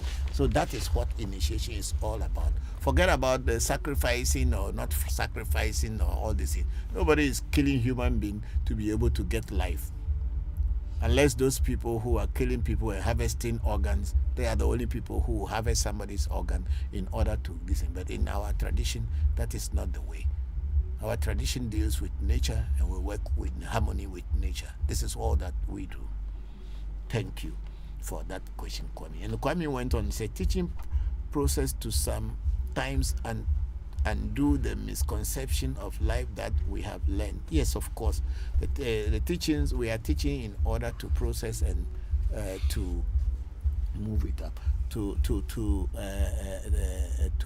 eliminate that doubt and the misconception that we have been brought up with. Means if it is African traditional spirituality or religion, if Africa ever has any religion, if it is African traditional spirituality or religion, then it is evil. But if it is Israel and Jewish people or anything from Arab world, then it's okay. If it is coming from India, it is okay. If it is coming from Japan, it's okay. But if it is our own African spirituality, then it is evil.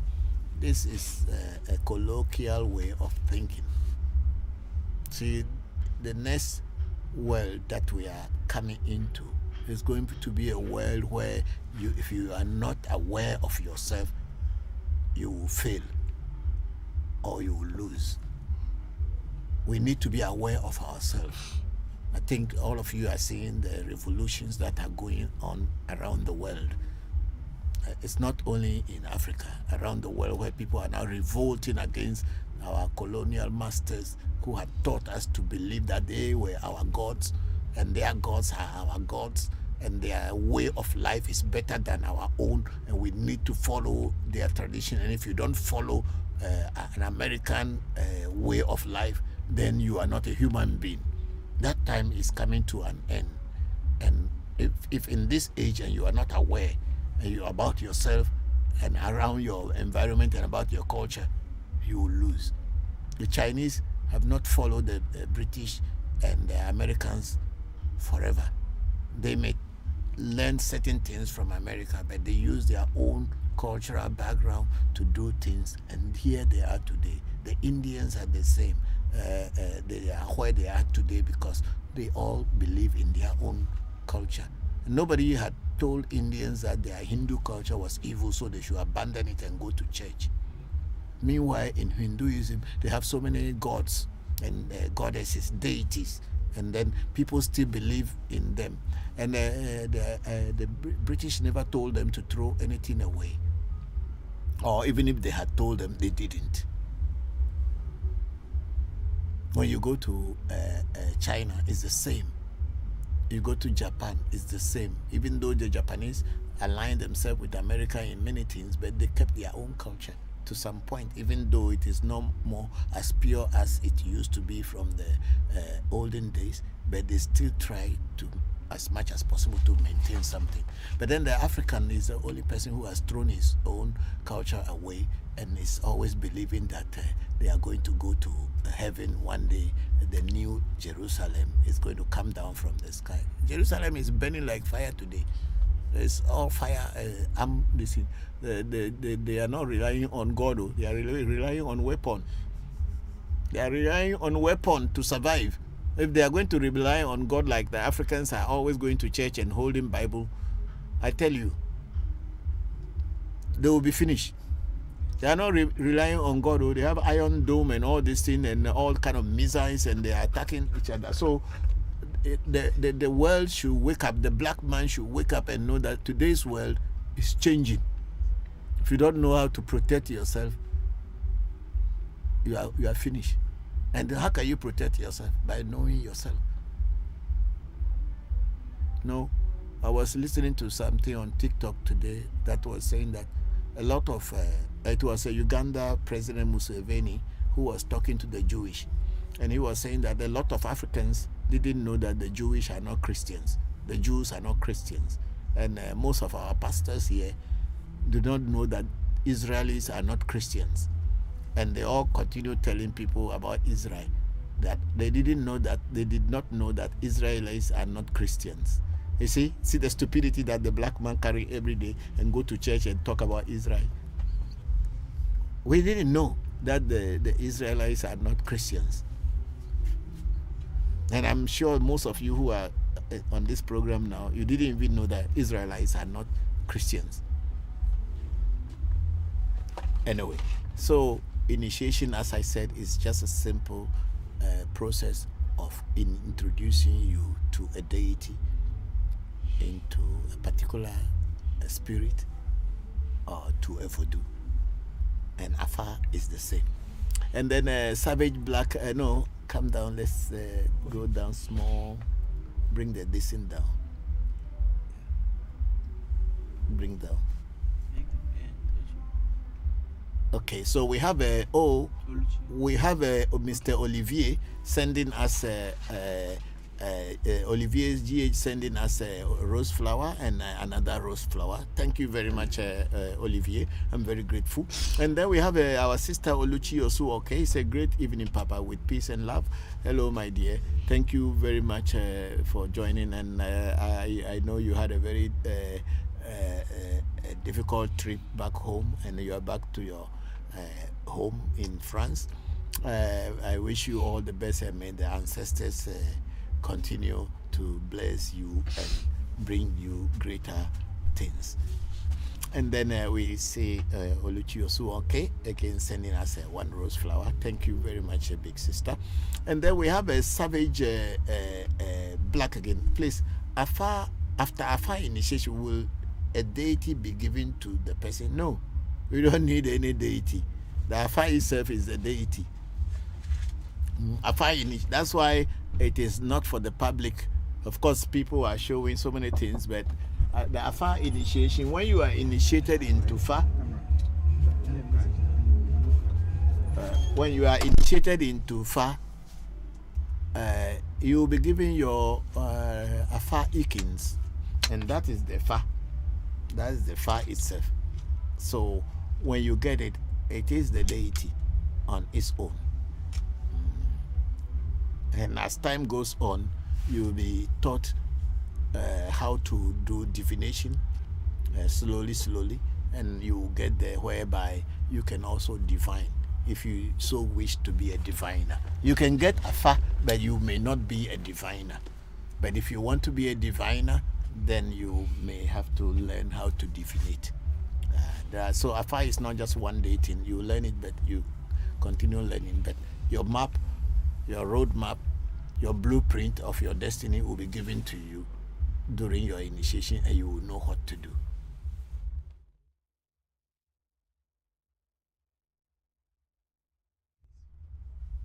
What are you trying to do? No, I was telling him to remove it.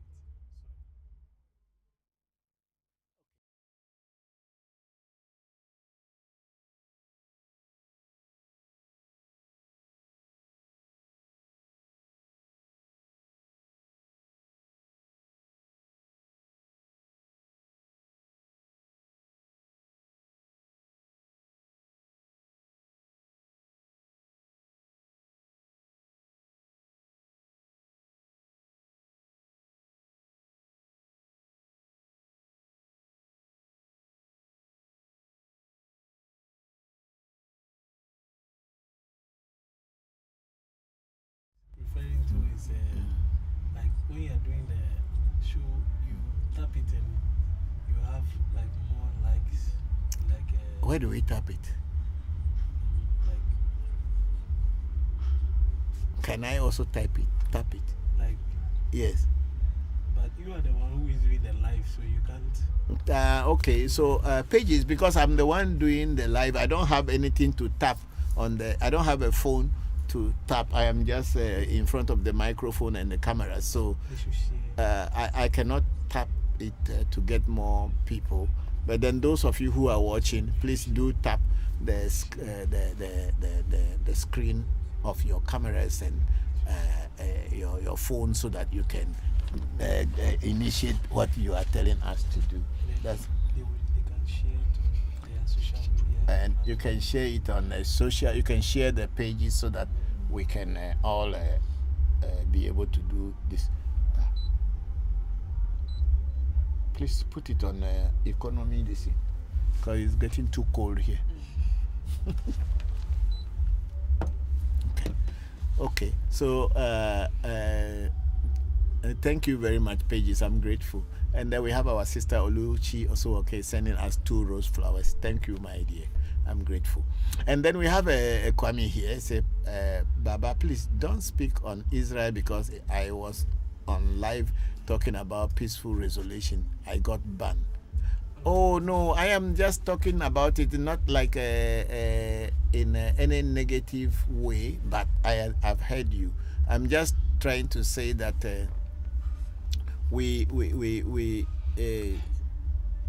our Israelis are not Christians. That's my point. That our people didn't know that Israelis are not even Christians, because by nature Israelites are not Christians. Forget about their war or no war. That's not the point. The point is that they are not Christian. But this part of the world, Africa, most of us didn't know that the Israelites are not even Christians, because our people always believe that because Jesus is from Israel or from Palestine, all the people who follow Christianity thought that the whole of Israelites are Christians, which they are not. And it was Mr. Museveni who was on TikTok who was talking about that, and I just look at it this morning. President Museveni of Uganda, he was the one talking to the Jewish community, saying that most of our people didn't know that the Israelites are not Christians. And it is true. Most people didn't know that Israelites are not Christians. So thank you very much, Kwame, for that. I'm very grateful. Yes, let's go on. And then we have Big Sister Oluchi, also okay, say great thanks, Papa, with peace and love. I'm very grateful to you. Then Savage Black went on and said, thank you, Togbe. I thought Afar was just a term. No, Afar is a deity of its own. And when you are initiated into it, the Afar kennels or ikins, as it's called, but in Ewe we call them hunku. A hunku means the seeds of God. A hunku means seeds of God will be handed over to you, and they will teach you how to manage them. Yeah, so that's it. Then Agbevivi shared the video live and shared again, and then we have Teddy Black. Say good afternoon, Daddy. Good afternoon, Teddy. How are you? Thank you very much for joining. And then we have somebody's name is Travel and See, shared a live video. Thank you very much, Travel and See. We are very grateful. And then we have our sister Sunshine laughing, sister in Canada, Sunshine laughing. I don't know what I said that was making.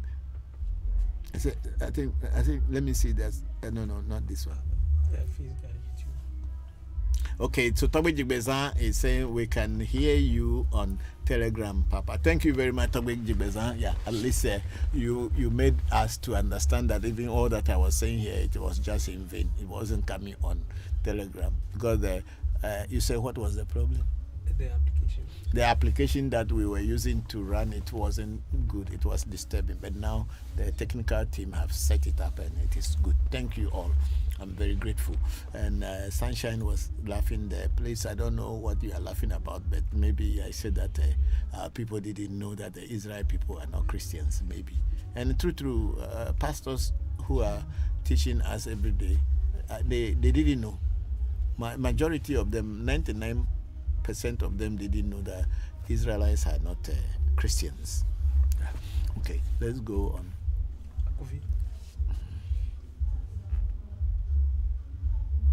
So we have a Henry Hansen says, how are you doing, Papa? Today I see you are very well. We thank the Almighty watching you live from the Springs. Thank you very much, Dr. Henry Hansen. I'm very grateful, and I am doing better now. My health is much better than before, and I hope and pray that it continues on this way so that I can be strong enough to work with all of you. I think you have to leave here because you are here. Sorry. No. Because the camera is catching. Okay, so we have Sila Ameji, my in-law there, daughter-in-law there, saying good afternoon, Papa. Can you please tell us something small about the widowed right? Thank you. Yes, thank you very much, Sila. How are you and how is our princess? Thank you for all the you are taking care of. We are very grateful to you and everybody. And the widower's right that I went to do recently was my ex-wife passed on somewhere in February last year. This year. Yes, please. February this year.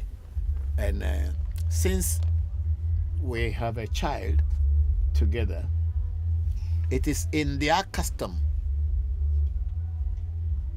It is in the custom of where the lady came from that when a woman or a man that you had a relationship and a child came out of that relationship, or children came up out of that relationship, whether you are together as a man and woman or as a couple or not, when one party passes away, the other will have to do the widow's or the widower's ritual for the departed soul. And where I come from, it is not our tradition that when you are no more with a person and the person dies, you have to do a widow or widower's ritual or rites. But where the woman came from, it is their tradition. So I inquired.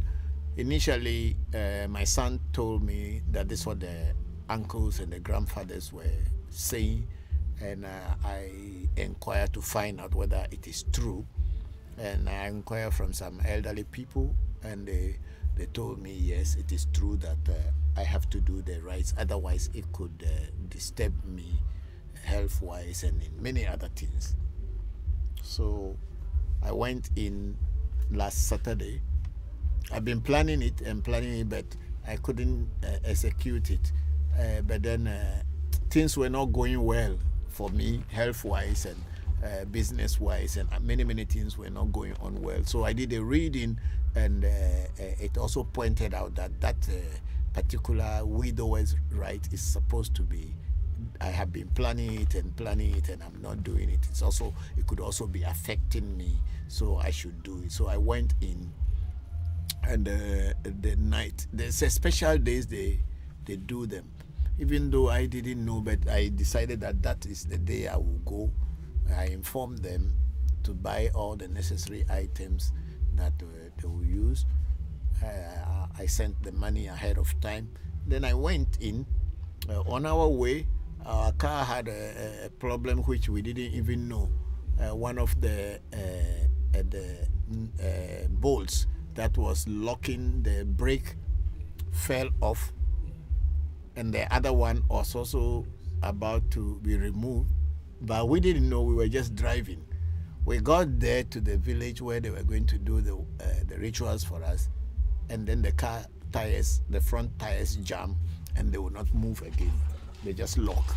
But then God's so good, the ancestors and the spirits were able to take us safely until we reached where we were going to go to before we noticed the problem. So the following day, my mechanic came. They fixed the car before I traveled. They came and they saw it, and they did what they could do.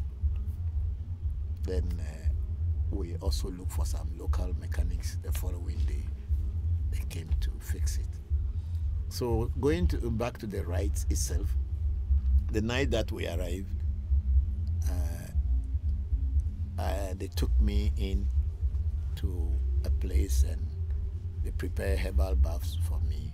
First, they fumigate me, all my body with fumigation. I cover myself for a while, and the fumigation went on for almost about 10 to 15 minutes, almost 20 minutes. I was fumigating, and then after that, they dug a hole already, which I stood in, and I bathed my herbal bath with soap and sponges, and I dropped all my clothing inside the hole, and every clothing that I was wearing, I dropped them in the hole. And then they came back and gave me a pomade to smear. And then after the pomade, I also smear some powder, talcum powder, on me to show that these are the pomade and the talcum powder that myself and my wife had been using during our lifetime or her lifetime. Then after that, I was given a white cloth to wear and a special mat to sleep on. And from that moment that I came out of the hole, I never spoke with anybody again. I cannot sit on any chair. I cannot talk to anyone at all through. And I slept alone. No one slept in the room with me. And I slept on the mat and went through it until the following day. In the early dawn, the ladies who were doing the rituals for me came, and they also are widows, because this ritual can only be done by widows and widowers, and so all other people were not allowed to be present, and nobody would see what was done. Everybody was somewhere else. So the morning time they came and they prepared another herbal bath for me. They put me back on a chair to sit down by doing the necessary rites, and I sat down, and then they prepared a herbal bath for me. I bathed again with soap and everything, and then they took the white cloth that I use all night, which I use during the night, and the mat and everything. They took them and they went and destroyed them, and then they gave me a new cloth that you could see in the videos. Then that was the cloth that I wore, and that part was finished. Now I am allowed to speak to people. I could talk to people. I did that one too. I was able to talk to people. Then from there, they kill animals and call the spirit of my departed wife, or ex-wife, I would say, departed ex-wife, and they called the spirit to come and eat. We waited for some time. After the food was cooked, I had to eat. Myself and other people around me too also have to eat, but no one can eat together with me. I ate alone, and then the remaining of my food also, no one can eat it, and they cannot just throw it away directly. So that was taken to go and do another ritual, which I didn't see. Then later, when they went and saved the dead people, like how we always save ancestors, and they saved her. And then we waited, and we need to, according to the custom, I need to dance. So the person's favorite foods, whatever the person like in their lifetime, all those foods were also cooked. Some were bought and was served to the person. And then we have to dance Agbaja, which is the dance that my ex-wife's area dance. So me, I'm not a good dancer, but they say it is a must. It's not like you can escape it. It's part of the rites and the rituals. So I also dance small. And then they said, okay, I also have to sing a song from my area, which my ex departed wife, probably because also she knows about my area, we also have to sing a song from our area.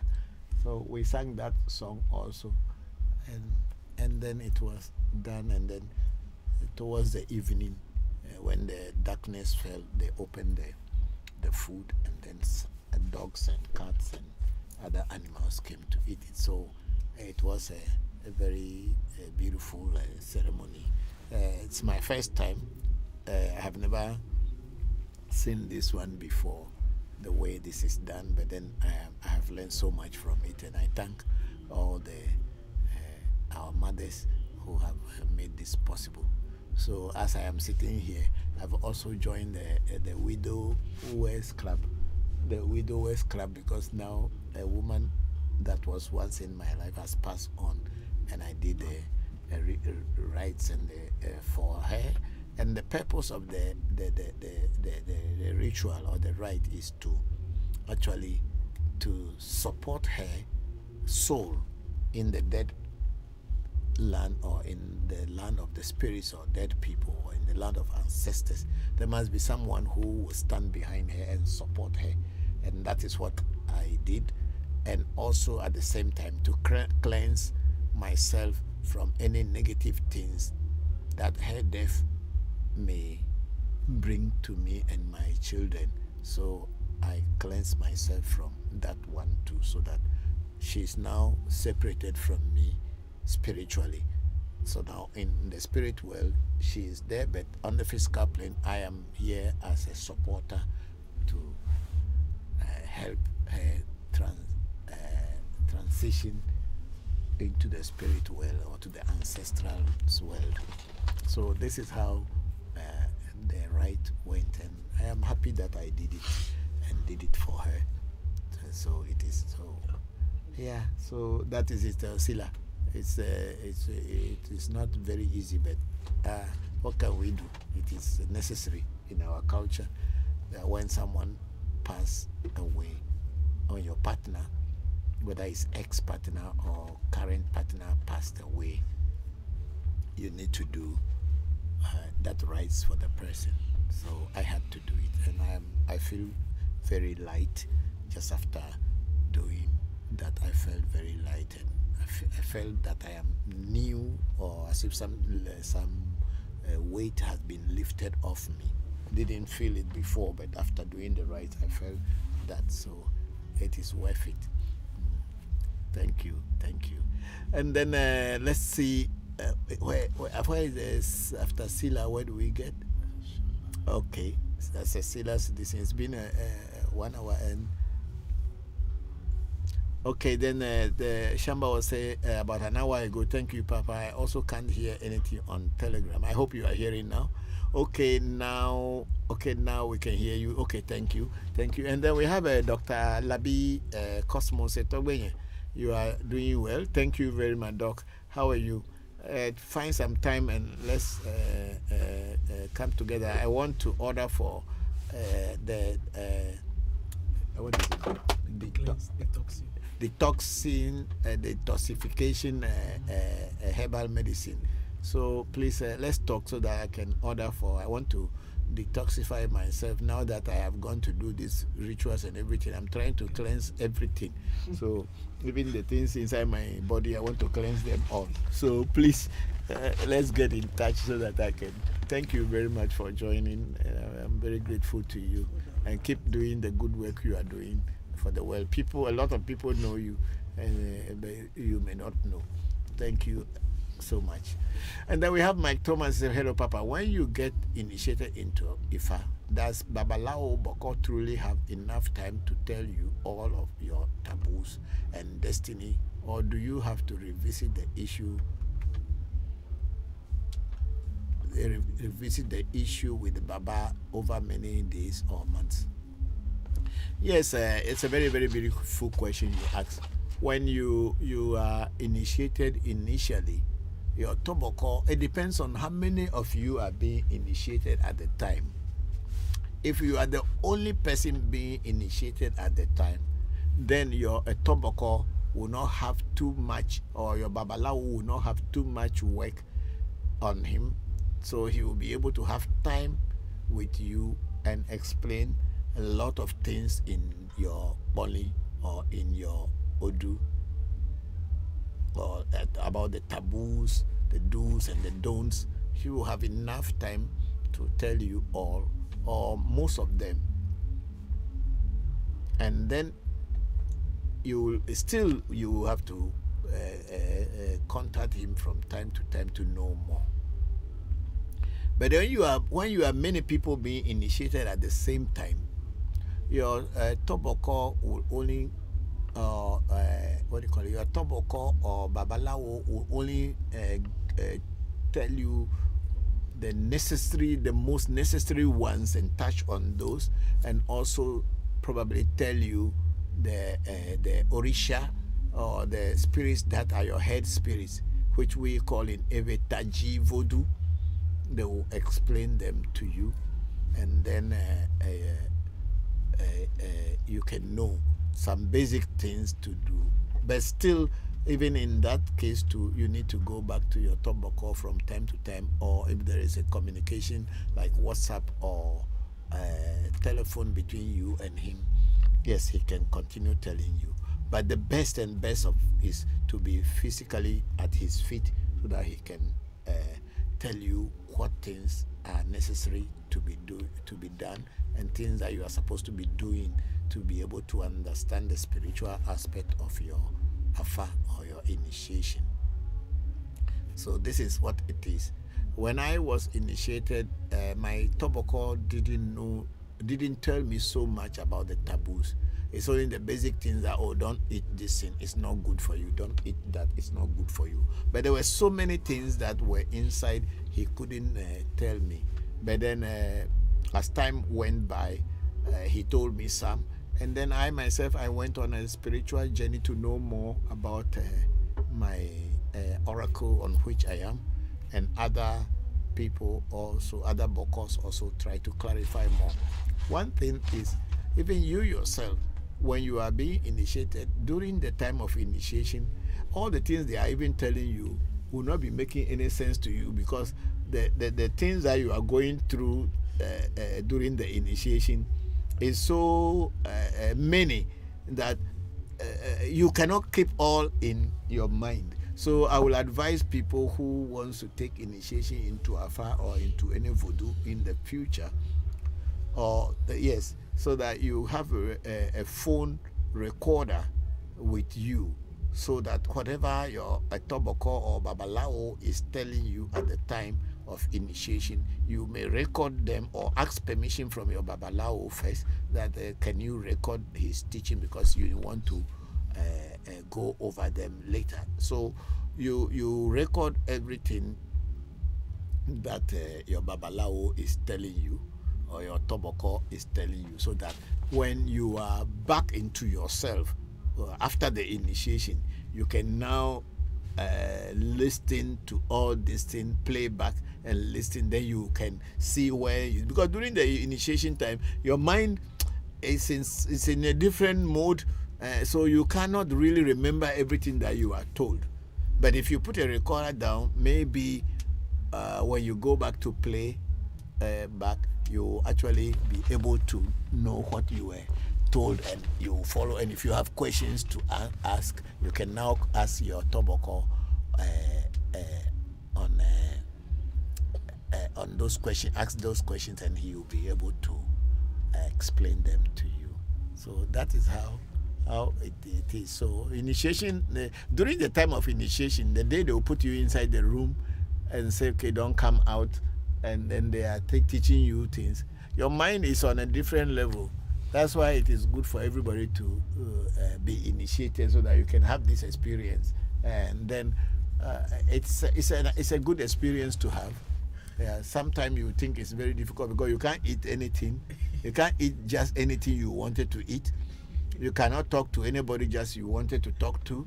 And you cannot sleep just anywhere you want to sleep. You can't just sit down on any chair you just want to sit down. It's only the mat that was given to you. That's why, just like what I have just gone through, it's like a fire initiation where you don't talk to people. You sit on a mat. You cannot sit on any chair unless they count you through some rice for you to be able to sit down before you sit down. So all these things put some kind of pressure on you during the initiation, so you will not remember all the things that your Bokor or Babalao is teaching you. But after you are done and you re-listen to your replay, whatever recordings you've made, it will help you to to understand what you went through. Mine is still here. I've recorded all this, and so from time to time I play to listen back to my Bokor during the time, and the stories that they told me. I forgot a lot of them, but when I play the recording, then I remember these things. So yeah, can't remember down with it. So that is it. So who bring it down? Mike Thomas. Thank you very much for that question. It's very, very important question. I'm very grateful. And then we have Sila Ameji saying, well done. May your prayers and wishes come to pass. Thank you very much, Sila. I'm grateful for that question. Thank you. And then we have Mariah Williams. Say, greetings. I had a question today. I wanted to ask if you could tell us about Voodoo Azili or Voodoo Asiri. Okay, I'm not very, Maria, thank you for that question, but I'm not very familiar with Voodoo Aziri or Asili. I think the word Asili is from the Haitian voodoo, but then it's not. In every voodoo, I have not come across any voodoo called Azili or Asiri yet. But I think in Haitian voodoo, they are saying Asili something. I forgot the name. There is like Alajadu has a name which is Azili something. But in every voodoo of the West Africa where voodoo originated from, I don't know or have not come across Azili or Azili or Aziri yet. But if you can give me more insight into it, maybe I can relate it to some voodoos that we have here and be able to know. So, Maria Williams, please, thank you for the question, and you can give me more insight into that Azili.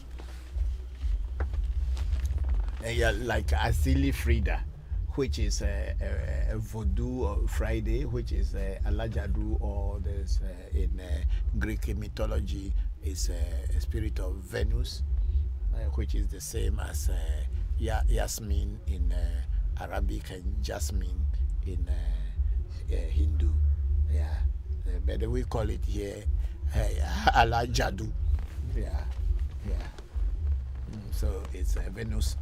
So I would say Azili Frida, yeah, which is Alajadu in our yes. But I don't know whether there is any. But I thought a lot of voodoos are called Azili or Asili in Haitian voodoo. So, but then Maria, if you can still give me more insight into that, I would be grateful to be able to answer what I can answer. Thank you very much. And then we have Mike Thomas said, Papa, thank you for answering the question. I'm grateful for your question because we are all learning here. So when you ask the question, and then I will try to answer, and then we all learn from it. Thank you. And then we have okay. I think Sunshine was saying that yes, I was laughing at that. That people don't know about that Israelis are not Christians.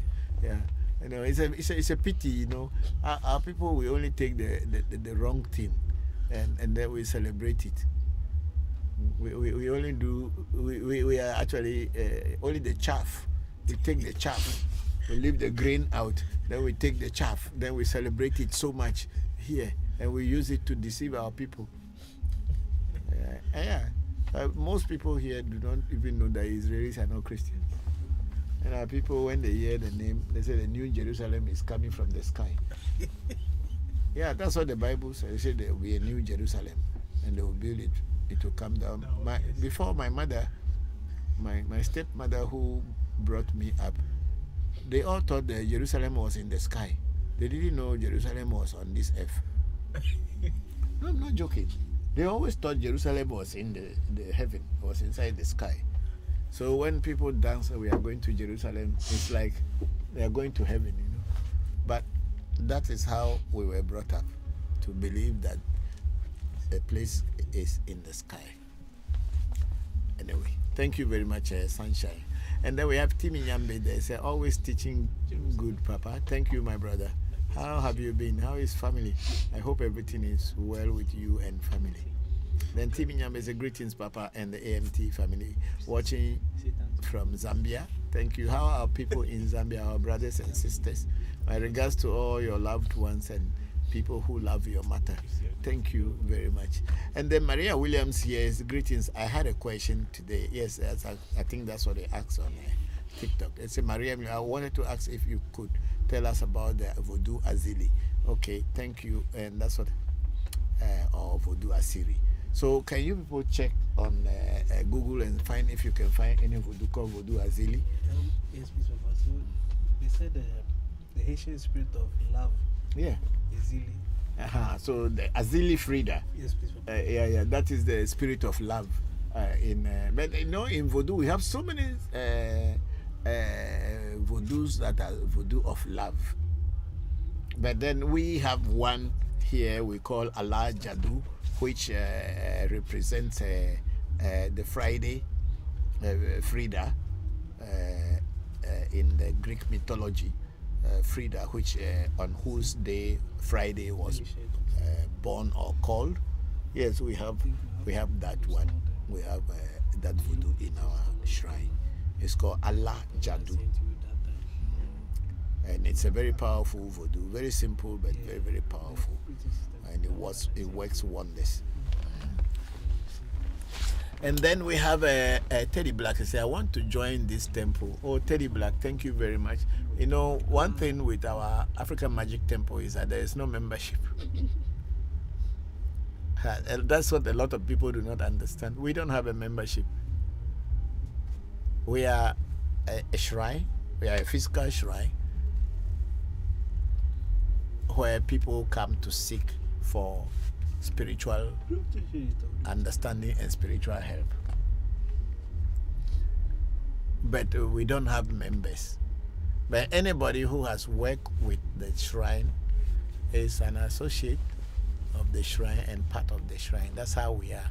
We don't have anything like a membership. You have to join and no. We are not a lodge. We are only a spiritual center teaching about our tradition. So we don't have a membership.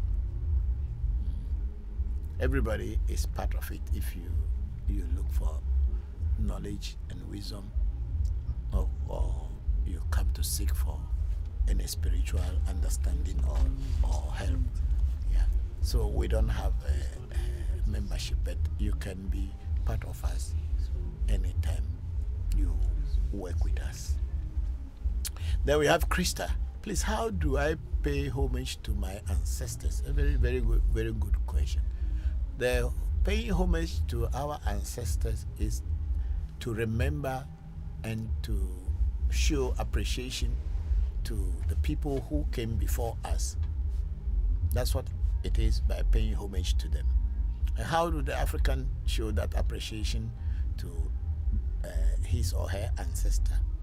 By pouring libation. And libation pouring is to fetch water or any drink in a cup or in a container and pour it down by pouring it down by calling the names of your ancestor and thanking them for being there, and because of them that they were, you are today. So it's as simple as that. And from time to time you may be asked by your ancestors, if you do a reading, if it becomes necessary, that you should feed them by cooking whatever they desire and ask you to cook for them. Then you cook that for them. So thank you very much for that question, Krista. And then we have Alex Nakochi. Said we'll get it. Yes, Oh no, go. Oh no, you have passed it. No, it's what does the axe and a rope represent? The axe represents authority. I have already said it, and it is not a rope. It's a bracelet, and the bracelet represents the deity that we work with, called Togbe Jokpata. Yeah, that is its a bracelet or bangle or symbol. I don't know whether you have seen the Sikh in India. They all wear some silver or metal, or some Hindus wear some rope or strings on their wrist. Yeah, the deity we work with, Togbe Jokpata, that is its symbol. and it is made out of 3 different metals: iron, copper, and brass. These are the things that represent that energy called Togbe Chokbata. So it is not a rope, it is a bracelet, and it is a symbol of the deity that is a patron deity, one of the patron deities of our shrine. Okay, so we go on to Krista. I highly respect you a lot. Thank you very much, Krista. I'm very grateful to that. And then we have Selassie shared the live video. Thank you, Selassie. And then we have Asamani 1 has sent us a rose flower. Thank you very much, Asamani. We have Ismani. We are very grateful. I have a Luna Nicole here. If anyone wants to come to you for initiation from America, how long should we plan to be there? Okay, Luna Nicole, to plan for initiation here, I would say the real initiation would take about four days for the real initiation. But before the initiation, we need to plan whether to do some other things for you before the initiation. And also, there are, okay, before the initiation, we need to do a reading, as simple as that, that on which oracle should we stand before initiating you, so that everything that will be done for you will bring good luck and success to you. It will not bring death and sickness and destruction. And for ourselves as well, not only you, the initiate. So when we ask this thing, if there's any rituals to be done before the initiation, those rituals has to be done before the initiation. And after the initiation, maybe you want to take a day or 2 to learn. So I would say in total, when you want to come for initiation at our shrine, at least give yourself 10 days to 14 days. One thing also is that there are certain days in the week or the month, in a month, which are bad days and some are good days. So the time that you come, if it falls on a bad day, that means there are certain parts of the initiation cannot go on, especially parts of the initiation where chickens and everything will be offered to the Afa as part of the initiation. If it falls on a bad day, then that day it cannot be done. It must be moved into the next good day. Sometimes the bad days can be 3 days in a row. Sometimes 1 day or 2 days. Like today, 15th of October, it's a bad day. So we cannot do anything spiritual, no serious spiritual practices today. We can do certain things like doing reading and all this, but we cannot really do any rituals that accompany readings. So it depends on what time you are coming, and it has to be planned so that we will know that between this day and that day you are coming, and we will tell you which days are good and which days are not good, and then your initiation program will start on a day that is good, so that, and it will end on a good day. So let's say you have 14 days, 2 weeks. We know it's very difficult to take 2 weeks off work in this modern time, unless you are on leave. But when you know what you want in life and what you want, you can make a find a way to get there. Yeah, so let's between 10 to 14 days. Initiation can be done into Afa, and you will not regret it. Thank you. Then we have Ibrahim Musa saying, hi, hello Ibrahim. How are you? Thank you very much for joining the section. Let's move forward. Ibrahim Musa said, please, if you dream that you get a rabbit, Ibrahim, I don't know. I said it many times before that I'm not a dream translator. What name do they call it? Dream interpreter. Fortune teller. No, not fortune teller. Dream something. I'm not a dream interpreter as such. So I'm not very sure. But to dream about rabbit, I don't know, because rabbits run very fast. But I don't know exactly what it will mean in your the dream. But also, it also depends on what you were doing before you go to bed, and what things you were thinking about, or what kind of movies or program you were watching before going to sleep. But if nothing of that, but then I'm not very sure I know what it means when you dream of rabbit. I'm not very sure.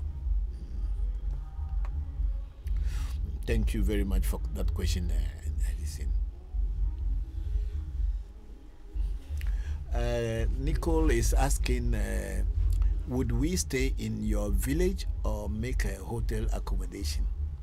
We'll make a hotel accommodations for you, but you will have to pay, because we don't stay in a village. We are in the Accra city. We are in the main city of Ghana, capital town. We are not in the village where we have we are not in the village. We are in the city. We are in Accra. You are only about 15 minutes from the airport. Our shrine is only 15 minutes from the airport in Accra. So we are not in the village. But when you come, if it is necessary to take you to the village to see things, or to go and pray at some of our fathers and brothers' shrines, yes, we can take you. But our shrine is in Accra, and we do the initiation, our initiation and everything in Accra. Our shrine is only 15 to 20 minutes from the airport, Kotoka International Airport. We are in the city, and we'll make a hotel accommodation for you according to your budget. Yeah, that's what we do. Thank you very much. And then we have pages. It says, Papa, please, which tribe is your ex-wife from? My ex-wife is from Anyako. Ewe is an Ewe tribe, Southern Ewe. Is from Anyako in the Volta region. It's Anglo. Yeah. We are all Eves, but you know the Eves, we have so many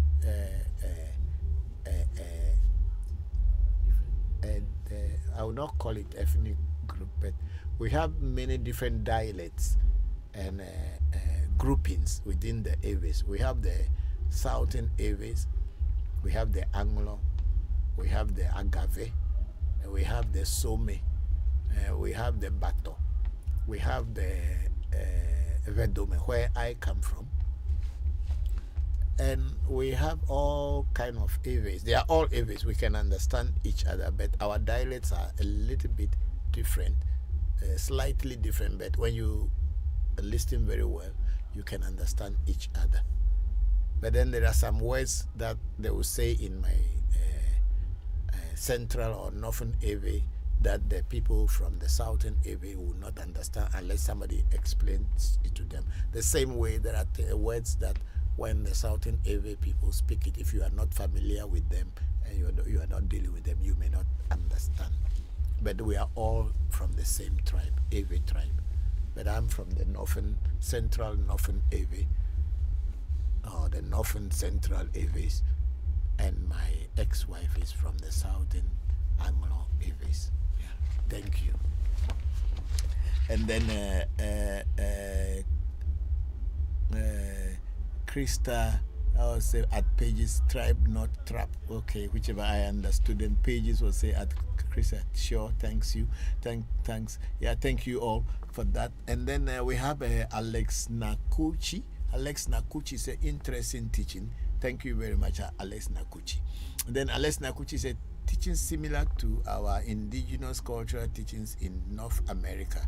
Okay, because I think the humanity is just one. And when we talk about culture, culture is just the same.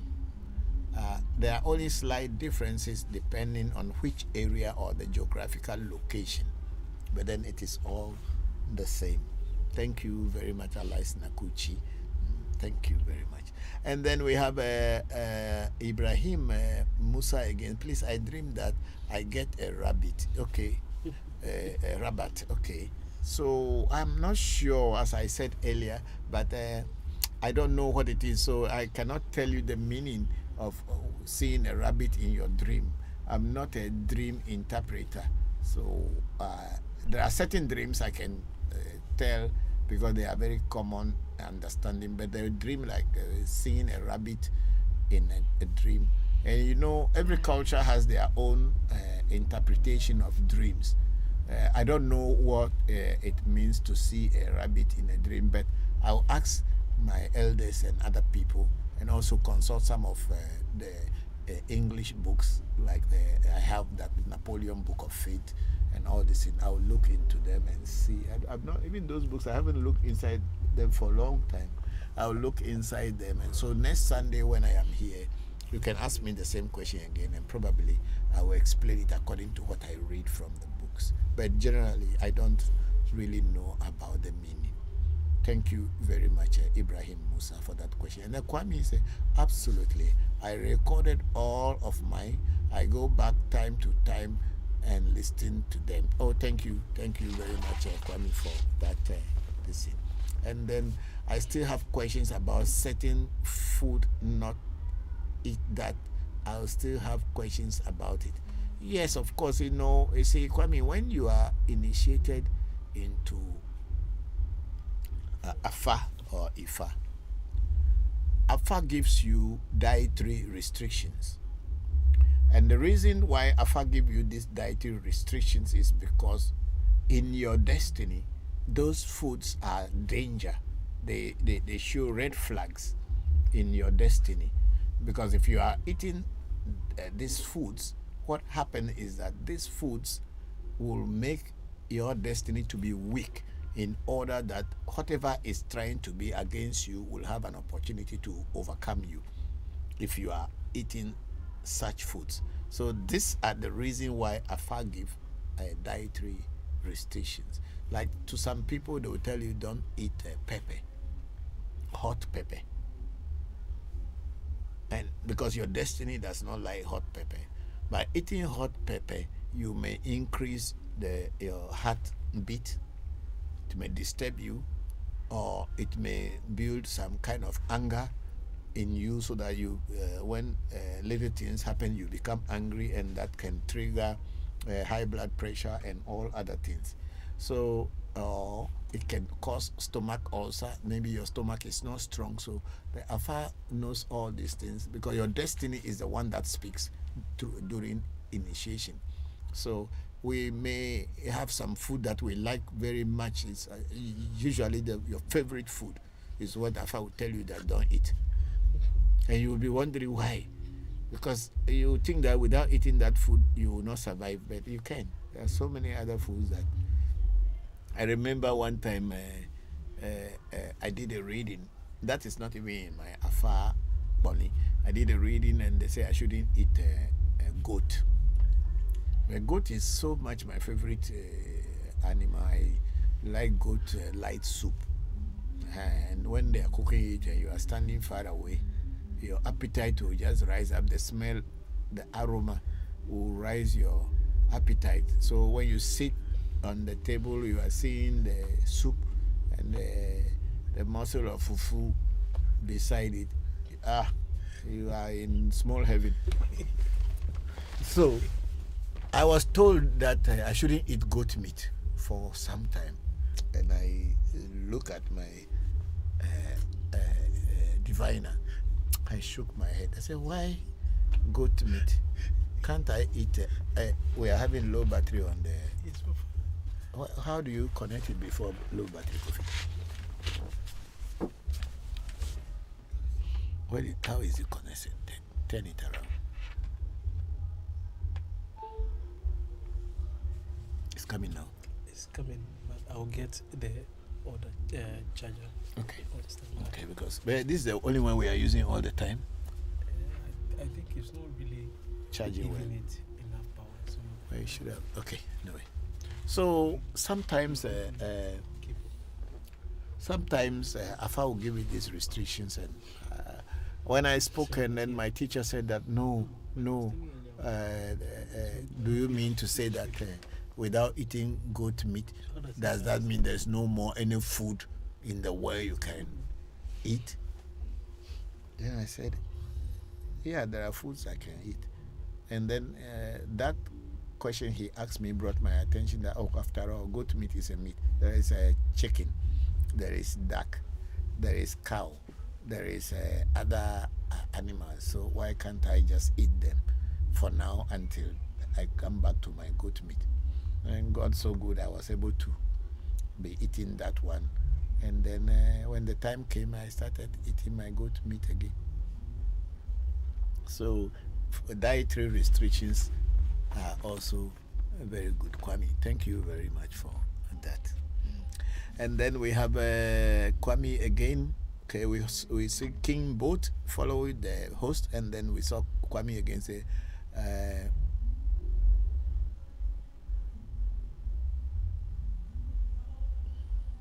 Kwame say, please talk me. In the Ewe land, what deity rule over Friday?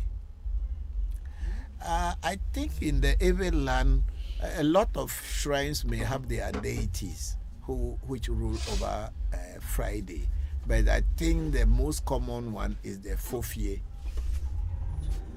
There is a spirit or the deity called Fofie. Whether it is originally an Ewe deity or came from somewhere, I don't know. People have that Fofie, and I think Fofie is a Friday deity. But in my shrine, the deity that represents Friday is Allah Jadu, which is the Ezili Frida, as in Haitian voodoo. But that Allah Jadu also is not in every shrine. You can't find this spirit everywhere. It's not a common thing that you go to any shrine and say, I need Allah Jadu, or I want to pray to Allah Jadu, you get it. No. Because most of the voodoos that I work with at African Magic Temple are not the common voodoos that many people know. Like voodoo da, voodoo this, voodoo all these things. Those are not the voodoos that I have. If I am doing anything and they appeared in my reading, then I go to the shrines that have it. But I don't have all the normal Ewe voodoos in my shrine. I have some, but most of my voodoos or the spirits I work with are totally different from the common voodoos that are known to people. And then I'm working with these things for so long, and I'm part of them, and they are part of me. So they work with me. I understand them, and they understood me, and we work together very well. Our shrine is not the typical African shrine, voodoo shrine, where you go and you come and see deities mounted. No, when you come to my house, sometimes you'll be asking, where are the voodoos? Because you don't see anything. But that doesn't mean they are not here. They are here. Where they are, we don't believe. Not that we don't believe. One, we don't have that kind of space to mount things.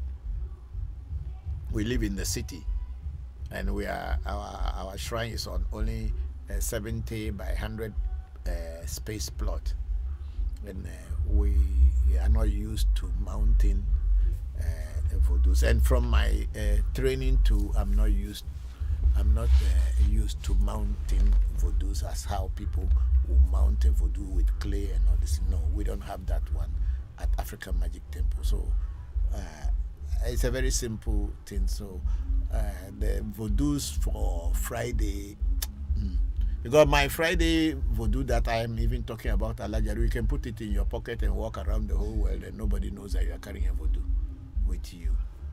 It's not something big that you come and bow down and lie and prostrate for. No. I don't work with those kind of voodoos. But then what I have are real voodoos. The voodoos that communicate with me and I communicate with them. Thank you very much, Kwame, for that question. Then we have Collins Sakwa. He said, I need your help. Please, good evening. Hello, Collins. How are you? Thank you very much. How do you need my help? But if you want to contact us, please, our telephone number is in the profile, our profile. So please pick the number, send a WhatsApp message to us, or you can call between 8:30 a.m. to 8:30 p.m. They will attend to you and then they will give you the directions how to come. Thank you very much. Okay. And then we have a Nalike Clothing. Follow the host. Thank you very much, Nalike Clothing. And then we have Mark 79. Say, talk about what causes good days and bad days. It is negative energy or astrological phenomena. Mark, I'm not very sure what causes bad days or good days. In the spiritual calendar that we have, they are just there that these are good days to do spiritual work and these are bad days to do and not to do spiritual work. What causes them, whether it is astrology or not, because most people do not know they work every day. And but for us, our teachers taught us that these are the days that you can do a ritual and be successful. But when you do it on this other day, you may not be successful. Just like how we have the Akwesidai in Ashanti or Akan tradition, there are certain days that are good for certain things, and then there are some days that are not good for certain things. So each culture has, and each area also have their good days and have their bad days. So I don't know whether it is astrological phenomena or whatever. Unfortunately, I have not asked my teacher and I have not done any research on it, because the calendar I'm even talking about is only a very private calendar for only few people. It's not a general thing. So we follow that calendar, and people who learn from my shrine or temple, we also guide them with that calendar and they follow it, so that when they do things, they will be successful. But it is not generally known to every voodoo priest or Afa Bokor. Yeah. So that's it. I don't know whether it's an astrological phenomenon or not. Thank you very much, Mark 79. And then Kwame is here again. So when it comes to dream interpretation, it is cultural based, not a generalized thing. I believe so. That's what I'm saying. Every culture has their own way of interpreting dreams. Because the other day there was someone who said they had a dream that they were inside Fizi's toilet all around them, and the person was telling me that the person is from Nigeria, and he said in their culture it means that bad things are going to happen to you and all this. But in my Ewe culture, especially from the village I come from, when you see physics or you see toilet around you in your dream, it means that money is coming towards you. That's how it is. But then in other culture, it is bad things. So for us, and for me, I have personally experienced that many times. Whenever I see anything to do with toilet, whether I myself has gone to the toilet or I find myself walking in toilets or physics somewhere, then good things that brings money come my way. But then in another culture, it means something different. So Kwame, you are very right. Dream interpretation is a cultural base, not a generalized thing. Thank you very much. And then we have Alketa Messi. Say, will Baskin be my husband? Ask Baskin. I don't know him. Ask him whether he will be your husband. I don't know who is basking and I don't know who you are. How can I answer that question? Let's move on. And then we have Kwame again, because in one culture snakes are bad and in another it's a good thing. Yes, that's very true. In our culture, every culture where I came from, snakes bring good luck and bring children. It's a fertility. It's a sign of fertility and childbirth. But then in another culture, it may be an evil because people know snakes bite people. So anyway, everywhere it is different. It's a cultural base and it is not generalized. I am 100% with you. And then we have Mark 79. Say, Papa, is your ex-wife in Zogbe? And did she try to pull you into Zogbe? No, my ex-wife is not a Zogbe. She did not die a traumatic death. So, okay, I think you have to, the camera again switch itself on. Or you put it on automatic now? It was on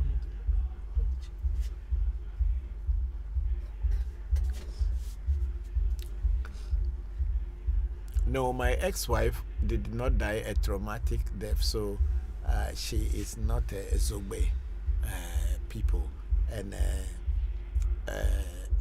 I don't think she's pulling me into Zogbe, like so many of the stories we have heard about in other cultures. No, but in her case, I don't think it is pulling me to Zogbe, because according to their tradition in their area, whenever a woman gives birth to you or a man that you have a child with, when the person dies, you need to do that widow's right or widower's right for the person.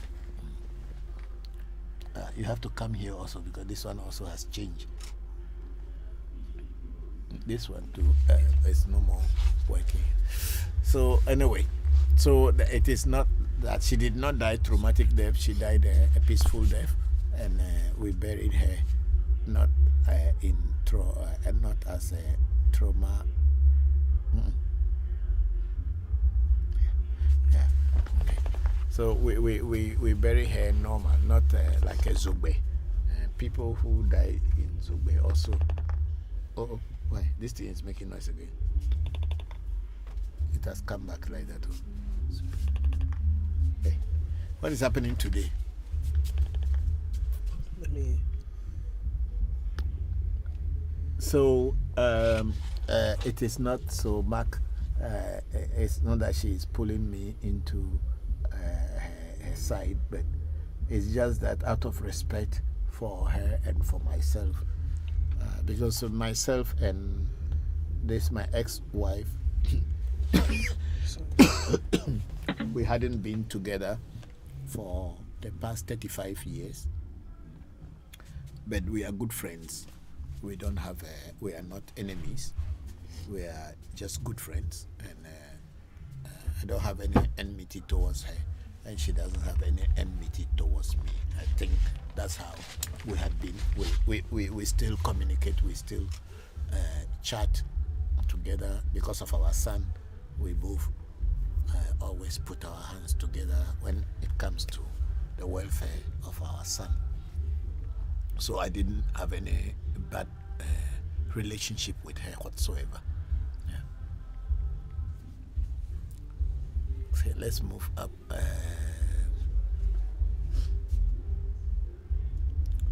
Then Kwame again. Okay. Yeah. Okay.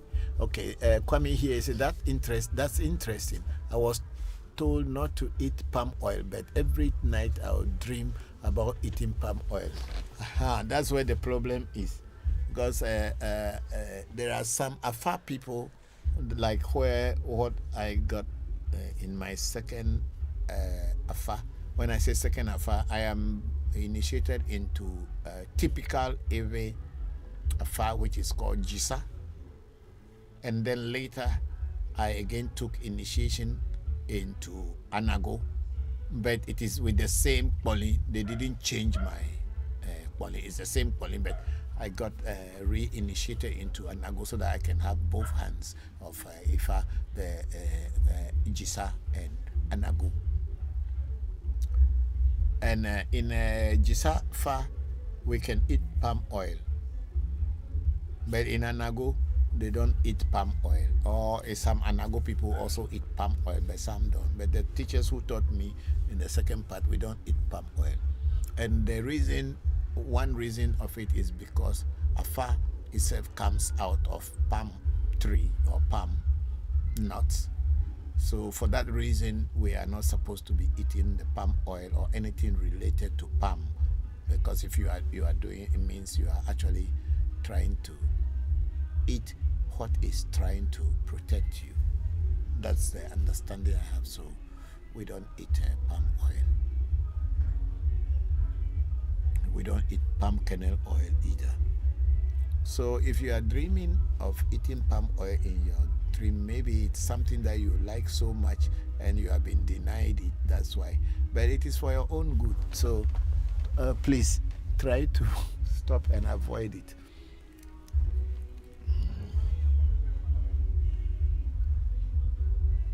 Okay. So Kwame, thank you very much for that too. And then we get to Get Mon is followed the host, and then Kwame went on to say, I was told my taboo, but my woman don't care. She cook those every day. How do I handle this? That's the problem. Oh, sometimes your woman does not understand your spirituality as anything important, as long as it's not Christianity or it's not Islam. Yeah.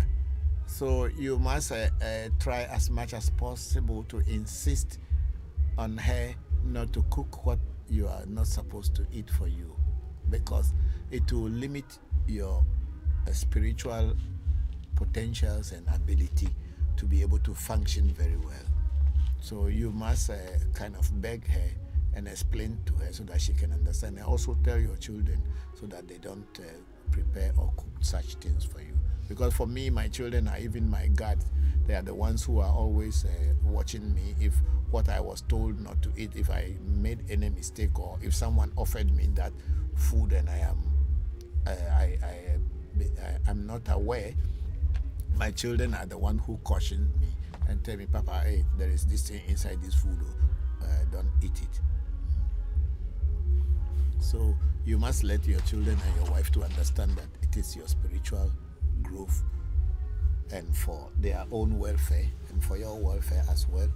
So they should not cook such foods for you.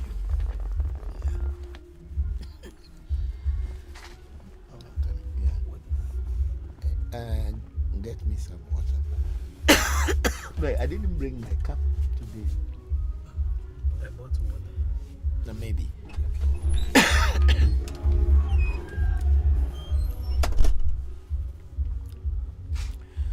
Then we have a Savage Black here, and please hold on the person on the computer to move the cursor is gone. So give me some few minutes, and we can be just talking for now before going to your questions again. So sometimes you are told not to eat some food, but that food is actually your very favorite. And sometimes your partner may also know that the taboos that you are supposed to observe and avoid are important for you. But if she or he wants to kind of destabilize you and not to make you very powerful or to achieve all that you wanted to achieve, they may try to feed you with what you are restricted from eating, so that they can kind of bring your spiritual power down. Or sometimes also they are just doing it out of ignorance because they cannot understand why you don't want to eat that, and why should your spiritual teachers tell you not to eat that, and it is not anything necessary because everybody else is eating it, so why can't you eat it? But it's all up to you yourself to be strict if you want to benefit from the initiation or afa or ifa that you have been given. It is you who will have to enforce that because it's for your own good. Yeah. Just a moment. Just a moment. Wow.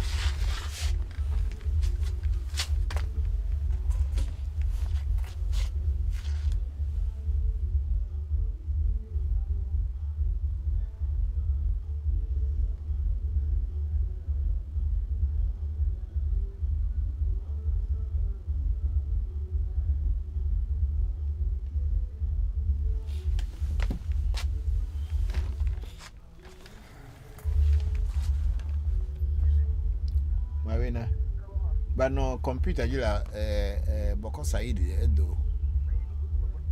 Abe?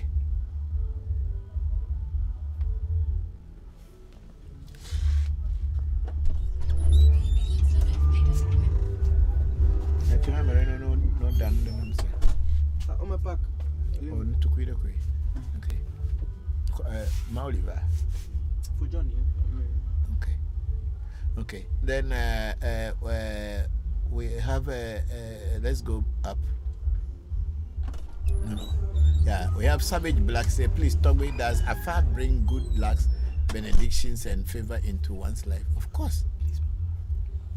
Once you know the path of your destiny, you will always be able to avoid what will bring you bad luck.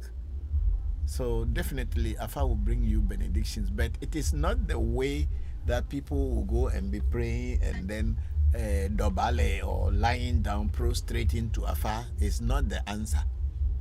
Those are just part of it. The main thing is to know what is blocking you from progressing and what to do to avoid what is blocking you, or how to push it away from your path, whether spiritual or physical.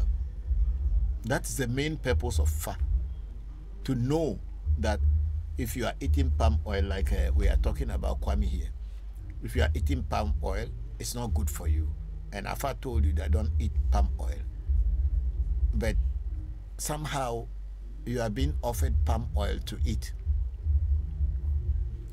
So you have to find out from Fa, what should I do to avoid this situation in which I am, that I don't have to eat palm oil, but I'm being offered palm oil. Afa will teach you what to do so that you can avoid that challenge that you are going through. Because if Afa tells you don't eat palm oil, as in the case of Kwame, means Afa knows that eating of palm oil will bring him down in many things, or will not make him to get to his highest as he wanted to. But then if you are eating it, then where you want to reach in your life, not only in spiritual life, but in your physical life too, you may not get there. So Afa, when you ask Afa what to do, Afa should be able to give you a direction, and when you follow the direction, you will find answers. So it is not like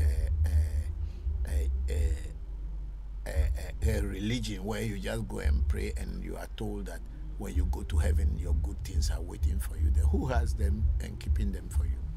And the person cannot send them here for you. Why should the person want you to die and come there before you enjoy them? Does it make sense? You are suffering here.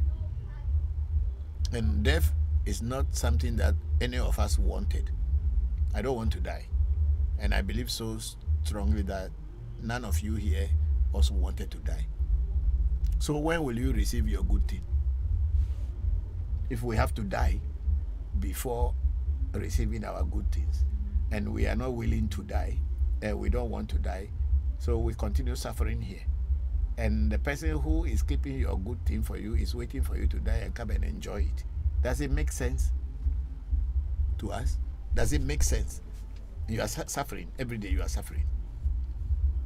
And you need help, and you are praying to God every day. Oh, God, help me, get me out of this trouble. Oh, God, help me, get me out of this trouble. Yet still that same God is keeping the good things somewhere in the sky, in heaven, for you, so that when you die before you come. Meanwhile, you want to live on this earth. You want to be alive here. So God will decide that, oh, if you want to be alive here, then you should continue suffering.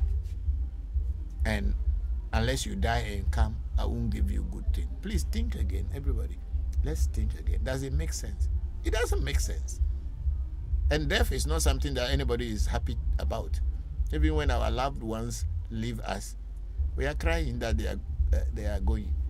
And if we actually know that they are going to go and be having fun and enjoy, do you think we'll be crying? We will not be crying. Who will be going to the president's house for dinner, and people in their house will be crying for them? You see, the indoctrination that we have been brought up with, to think that it is only when you die before you enjoy, it's only a religious base. However, in Afa or in African traditional practice, it is a practical thing.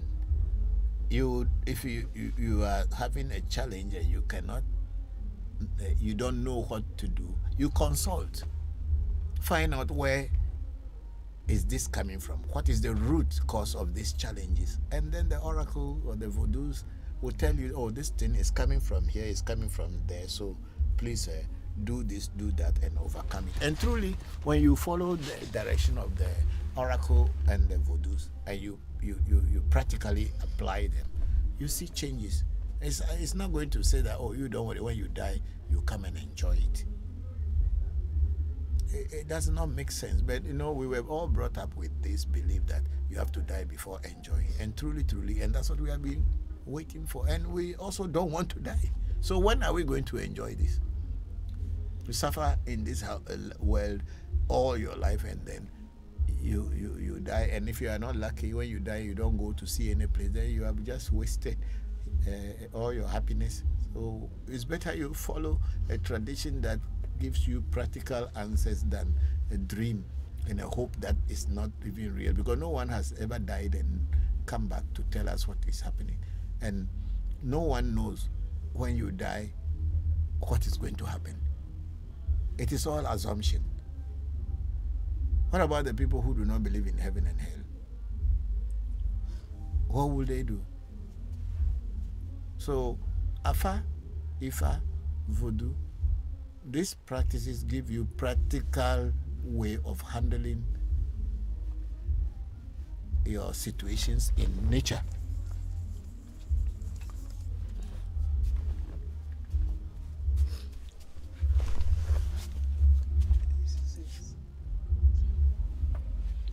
These things, they give you a practical way of handling. You are sick and you are dying. And instead of you doing a reading to find the cause of your sickness and then be able to address it practically, you go praying and say, God is going to do it. God is going to do it. If God is going to do it, why did you get sick in the first place? Why should God even bring sickness to you in the first place? God is going to do it. God is going to do it. And until you die. And when you die, then they say, oh, it is God who gives and God takes. So you don't worry. When He is going to enjoy in heaven. Please, be very realistic. Think reasonably and logically. And see whether all these stories are real. Do you think that if heaven were to be a place that is really what the Bible and the books or holy books talked about is, you're sure that a white man will show you?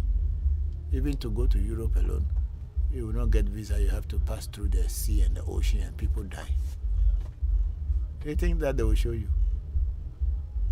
It's all just illusion. Anyway, let's leave it there. Let me see. Kwame is saying, Kwame said, I was told not to lay with her on Fridays, but she gets upset when I sleep in the other room. Yeah, those are the challenges that you face in marriage. You must find a way to overcome it. And you must also be able to talk to your wife to understand your spirituality. Because if your wife or your partner, whether wife or husband, does not understand your spirituality, you are not going to go far, because that person, your partner, whether wife or husband, will be your weight that pulls you back from progressing. So if you were told not to sleep with a woman on Fridays, why should your wife be angry with that? Isn't there any other day that she can have fun with you than Fridays? So that's the challenge. For me in my life, everybody knows the day that I don't sleep with a woman. And nobody gets angry, or nobody ever forced me and said, no, I will not agree. No. So it is you who will make your woman to understand your spirituality, Kwame. Thank you. And then we have a Kinlaba sending us one rose flower. And then Kinlaba again say, are you an ominous, and asking because your wide range of knowledge? I don't know. What do you mean ominous? Like those society. Kinlaba, I'm not anything. I'm just an ordinary human being.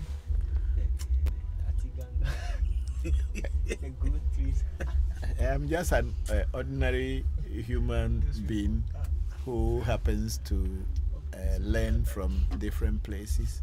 So that's why I teach what I teach. So I'm not ominous or anything like that. I'm just, like you see, just an ordinary person. And I happen to read a lot and learn a lot, and also practically experience a lot in my life. That's why I can answer the questions that I'm asking. As you can see, I don't look into any book before answering these questions, because they are all inside my head, and I've never sat down a day to read and try to prepare for this program, because I don't know what question other people are going to ask, so there's nothing to read. But I'm just talking from my personal experiences with spirituality and the places that I have been looking for the truth. That's why I speak like this. Thank you very much for that compliment. And then we have the Royal Dutch. He said, Papa, if you dream of someone gifting you an armament, I'm not sure. I don't know. Royal Dutch, as I said earlier in the case of Musa, Ibrahim Musa, I was saying that I'm not a dream interpreter. And also dreams by nature, as Kwame and other people had said, they are actually a cultural base. It's not generalized. So in your culture, what do you think it means when somebody gives an armament to a person? Maybe in my culture it may mean a different thing, and maybe in your culture and in other people's culture it may mean a different thing. Okay, then so please check from some people there. I don't know what it means when an armament is given to you, or is it given to you to go to war? Because maybe armament is for war, right? Yes. Maybe it's given to you to go to war, or maybe something is fighting you and you are being armed in such a way to be able to fight it. Maybe, I don't know, but my little understanding of what you are saying is what I am trying to explain. And then we have Kwame again say, I fall every time. They chop them in my dream, but I was told it might be an attack.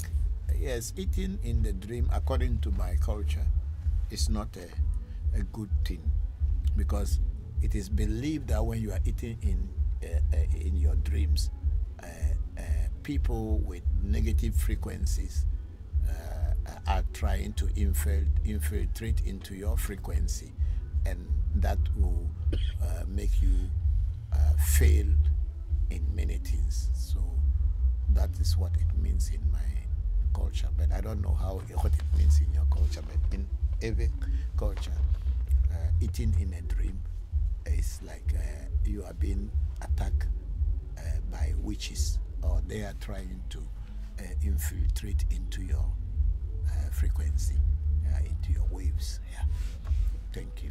And then we have Black Rose shared the live video, and then Uhuru Onuru is a rich boy also joined the section, and then we have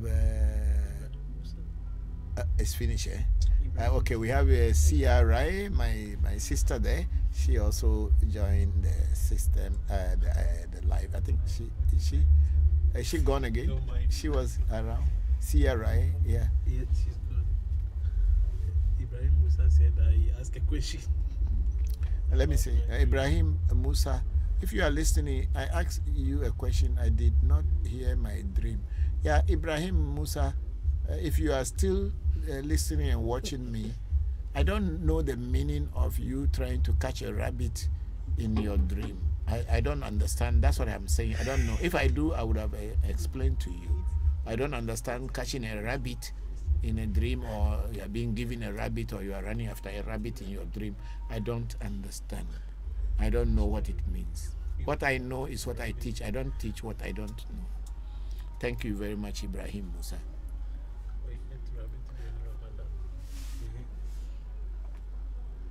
Okay. And then we are, I think, Sunshine.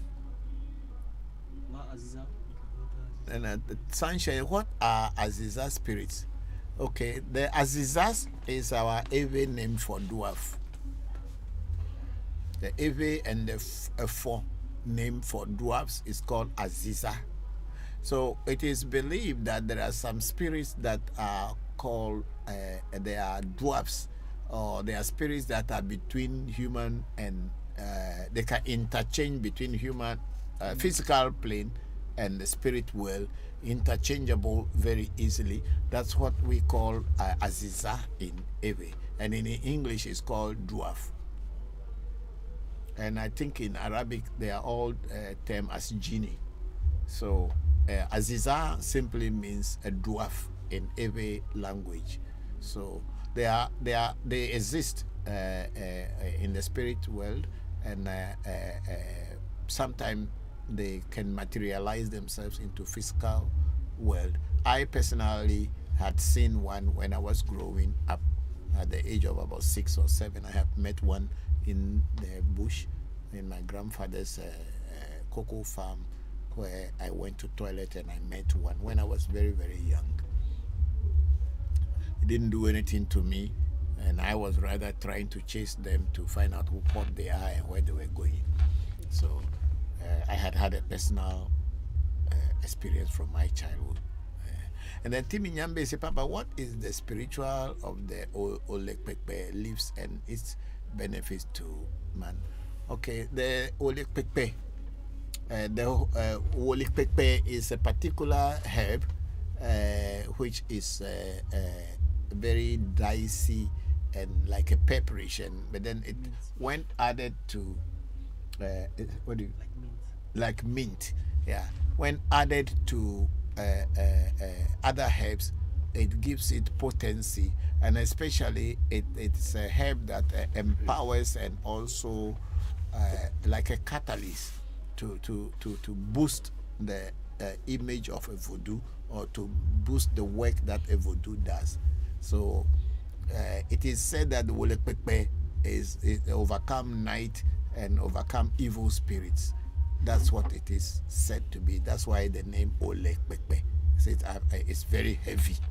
That's what it means. Olekpekpe means it is very heavy. Olekpekpe. So that's what it is, and it does work with other herbs, because voodoo is a combination of different herbs, and that's what Wolekpekpe also do. We have many other herbs or leaves. When they are combined together, they are no more just herbs or leaves, but they become an energy port to be able for a spirit to express itself through them. Then it is called voodoo. Thank you, Timi Nyambe, for that question.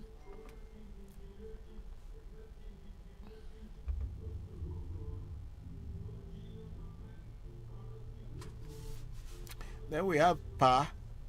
If I play DV, will I be successful? Pa, I don't know. I'm not a DV officer, and I have nothing to do with DV. My spirituality is not the the sham type of spirituality whereby you don't know me, you have not consulted anything, and I can just give you answer. I don't do that. That's not what we do here. There are so many people on the TikTok and on Facebook and other social media who will tell you that if you are just listening to this thing, there's a blessing on the way coming for you. It's all lie and what will I say? It's all lie and scam. We are not scammers. We don't do that at our African Magic Temple. If you want to find out whether you will be successful with your DV application, do a reading. Go and do a reading with a spiritualist if you want spirits to tell you the truth. And then in that reading, you will know whether you will win, you will be successful, or you will not be successful. Or they will give you a direction and things you should do so that you will be lucky enough to be picked out of that lottery. So it is not something I sitting here who I don't know you, you don't know me, you have not done any consultation with anybody or at my shrine, and I'll just tell you, yes, you will be successful. So tomorrow, if you are not successful, then you say, oh, this man is a liar. We don't do that at this shrine. We are very realistic and very, very, very strict shrine. We are not jokers. We don't play at my shrine. We do things the way we were taught. And we are not here to be popular, whereby we just talk and say things, and we are not here to take your money if we cannot do what you ask us to do. We are different, totally different shrine, please. And then we have a Savage Black again. Please, what is Ese? Ese simply means destiny in Ewe. The word Ese is destiny in English. So that's what Ese is. And then I think in other languages, like in Japanese, it's called Ume. Destiny. In Akan, it is called Nkrabia.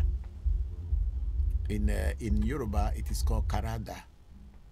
And then in other different languages, they also have their names for it. The English call it destiny. We, the Aves, we call it Jogbese, Ese, Joame, Joto. Those are the names that we call destiny. So that is what it is. And then we have a CRIA, my good friend, there's a present and thankful chief. Thank you to, how are you? How are things with you? I hope you are well. Thank you. We will communicate on WhatsApp. Thank you. And then we have Pa again, and then Pa is saluting. Oh, so how does it work? Pa, if you want to know whether, if you want to know anything that is not known to ordinary people, but you want to find out, you do a spiritual consultation.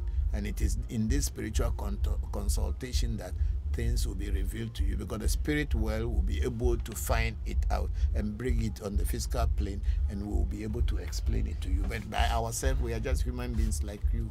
We cannot know anything without consulting with spirits. So that's how it goes. Our number is still in our profile, but then we are not the only people who can do spiritual consultation for you. There are so many other people around the world who will do spiritual consultation for you.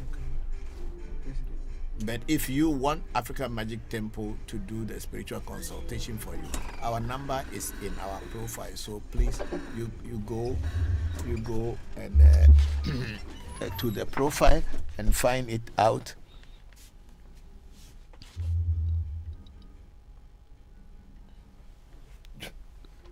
I think our power is gone again from there. I will do it.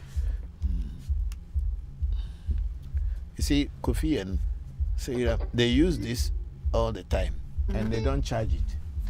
They just use it and deplete it, and then they pack it. They come and take it from my bag. They use it, and when the power is finished, they keep it down. So it is not well charged. So if it's not charging, maybe because of the we should be charging because it came to show that it's connected. So Pa, if you want us as African Magic Temple to do a reading for you, pick our number, call, they will respond to you and tell you what things are needed for the spiritual consultation. And thank you very much for that. And then we have Demetrius. Say good afternoon. Good afternoon, Demetrius. How are you? Thank you very much for joining. Then I said Gideon Kingdom follow the host. Yeah, I think that's all that we have there. Yes.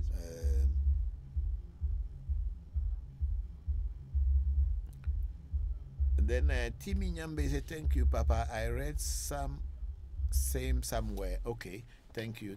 Because the word will either it's a Yoruba word or it's an Ewe word. I don't know, but in the Ewes call it wolekpekpe, and I think the Yorubas too call it wolekpekpe, but I'm not sure whether Yorubas call it that. But the Ewes call it wolekpekpe. It's a very small kind of herb that is like a mint, pepperish mint. Yeah, it's very powerful herb. Wolekpekpe.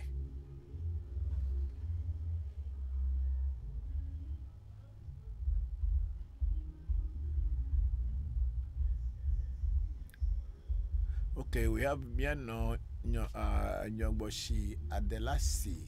Hello, how are you? Say good evening, Papa. You've been missed. How do you do? I missed you too. Yeah, how are you? I'm doing well. It's been a while. Haven't seen you in years. I hope you are fine. Hope the children are fine too. My regards to everybody. When you have time, please call me and let's talk. I'm very grateful that you joined the section. Thank you. And then we have Collins Alemawo. Yeah, okay. So I always dream and see myself in my hometown. Please, what's the meaning? Collins, I don't know what's the meaning if you are dreaming and you are seeing yourself in your hometown. I think you should find out by doing a spiritual consultation or a reading or a fakaka to find out what that means.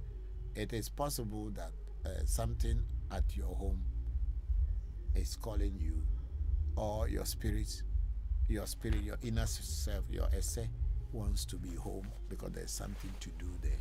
That maybe that's it. But to be 100% sure, you need to do a spiritual reading on that to find out the correct answer.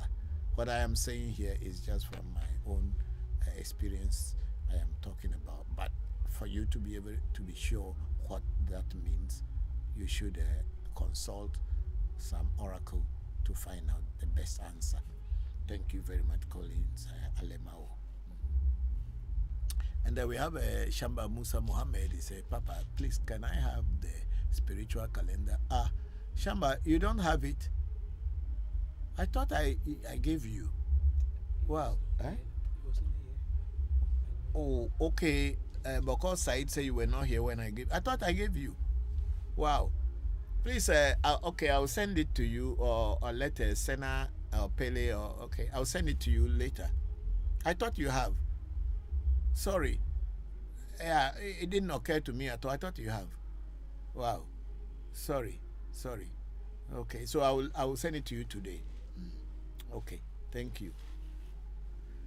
And then we have Collins Alema, seeing yourself in the dream always in your hometown. Please, what is the meaning? And that's what I just explained. So Collins, please try to consult if you want to know the real meaning. But in my understanding, it may be that maybe your inner self wanted you to go home, or there is something that you need to go home to do.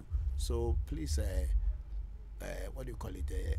Try to find out from spirituality if you want to have a more understanding of why you are always seeing yourself in your hometown, in your dream. Thank you very much.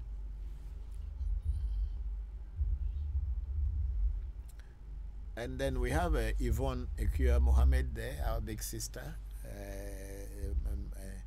Shamba, Bokor Shamba's mother.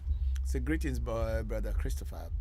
Pray all is well with you and your family. I read ingredients when I go to the store, but it seems as everything has palm oil in it.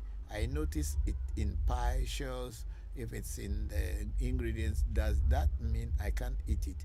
You can eat it. You can eat it. You don't have a problem with when the palm oil is in the ingredients of cake or pies and all this. You can eat it. That doesn't really count as eating palm oil. The problem when they say don't eat palm oil is usually the red palm oil, which is in a gallon or a bottle or in a container that people usually pour it into the cooking or to fry, to cook stews. That is what the oracle is talking about, red palm oil. It's a red palm oil, which is, you see, we eat a fried oil, we eat a processed palm oil, which is not red.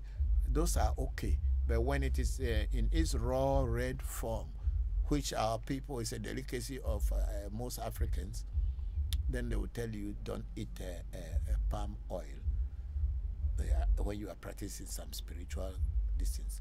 But to eat them in cake and this, it is fine. It has nothing, because it is not showing that there is a palm oil in them. So it does not affect you at all. You are safe.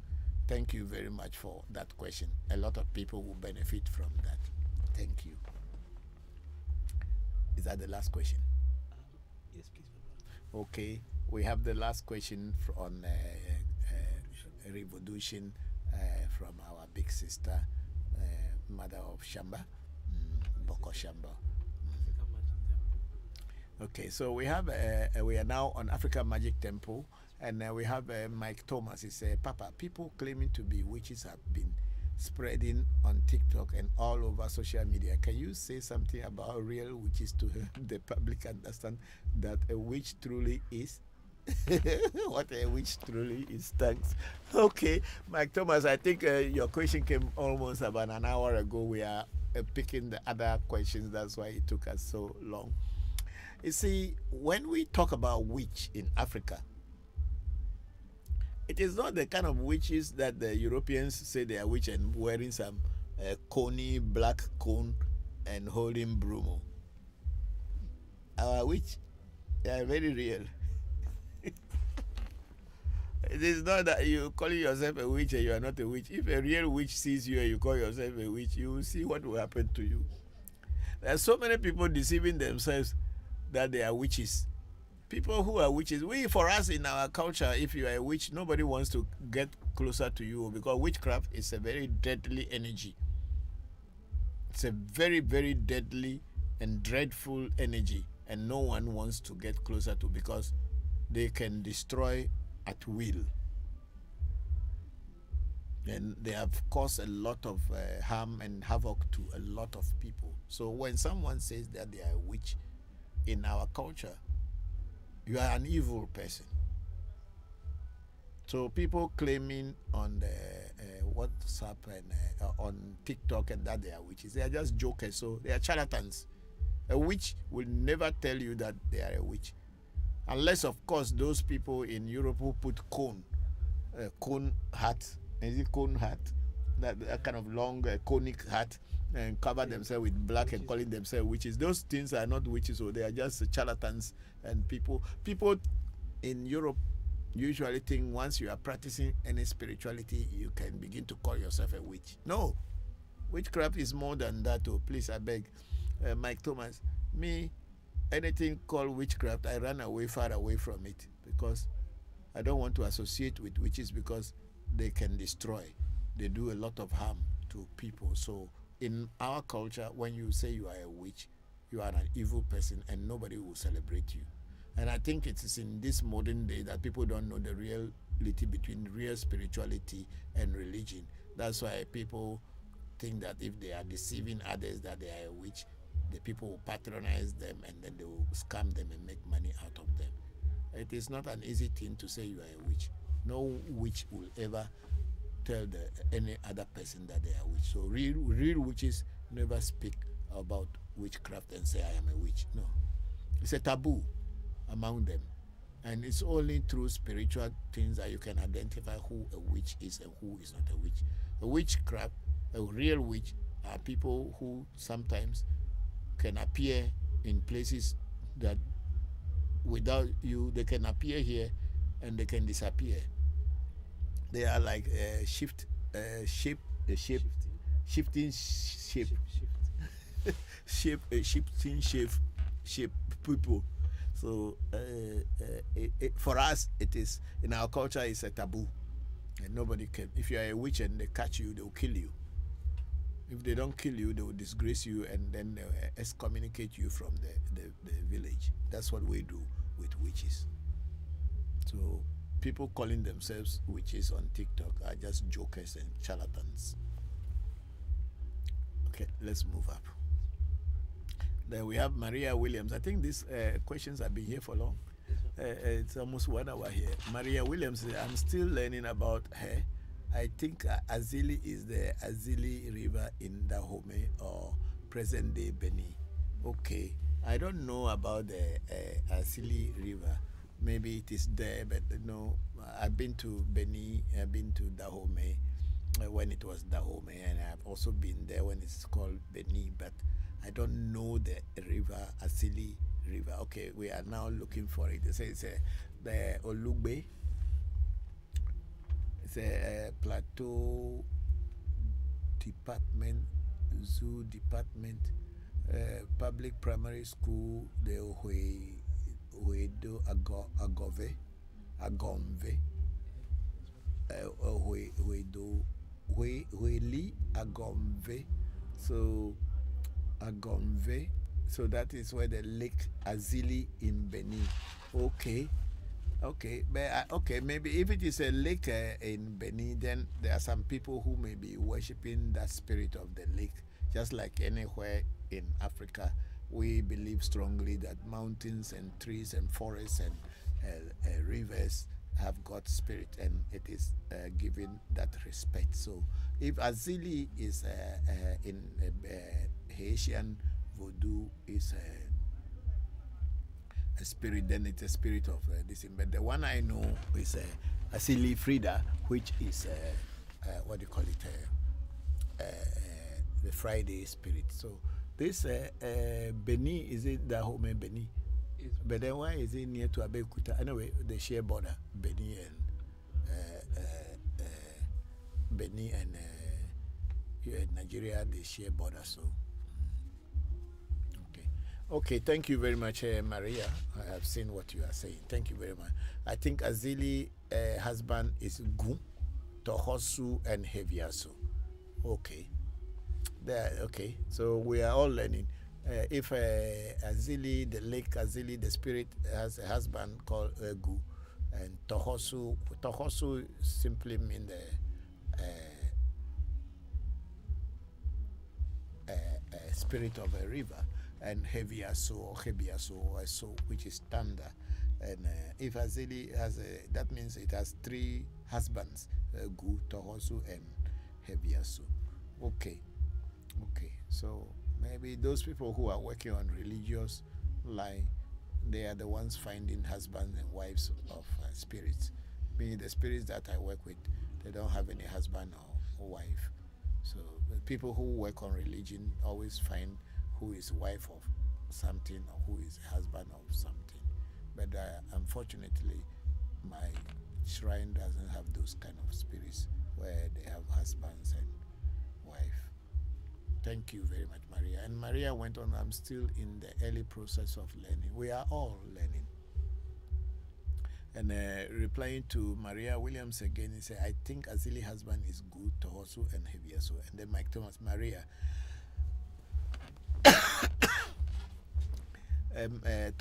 Mike Thomas, he said, Maria, it sounds like the people in Haiti mix up Gu and Oshun. Okay. These stories can get mixed up when people are displaced over time. I agree with you, Mike Thomas, because for us, a Gu doesn't have a wife or husband. And Hebiaso may work with other spirits, but it doesn't have a wife or husband. But if in Haiti or Haitian Vodou, they are, because like a Gu, being a Gu in Eve, I don't know the wife or husband. And then I don't know so much about Oshun, but there's a river called Oshun River in Nigeria. So whichever. we are all learning, so we'll also study this one and find out what it is. This thing is serious.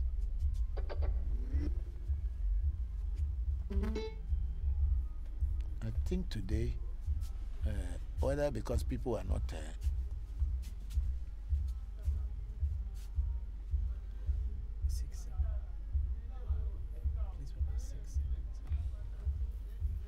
okay, I think it's only Shamba. Other people are not running, so the thing is turning off and off. Okay, so Maria, that's what Mike Thomas also is thinking, and I don't know so much about this Azili Lake. Is actually today is my first time. Please let me. This is my first time of hearing the name of a river or lake in Beniko Asili. I don't know much about it. That's why I always say that I'm not an authority on the whole of Vodou culture.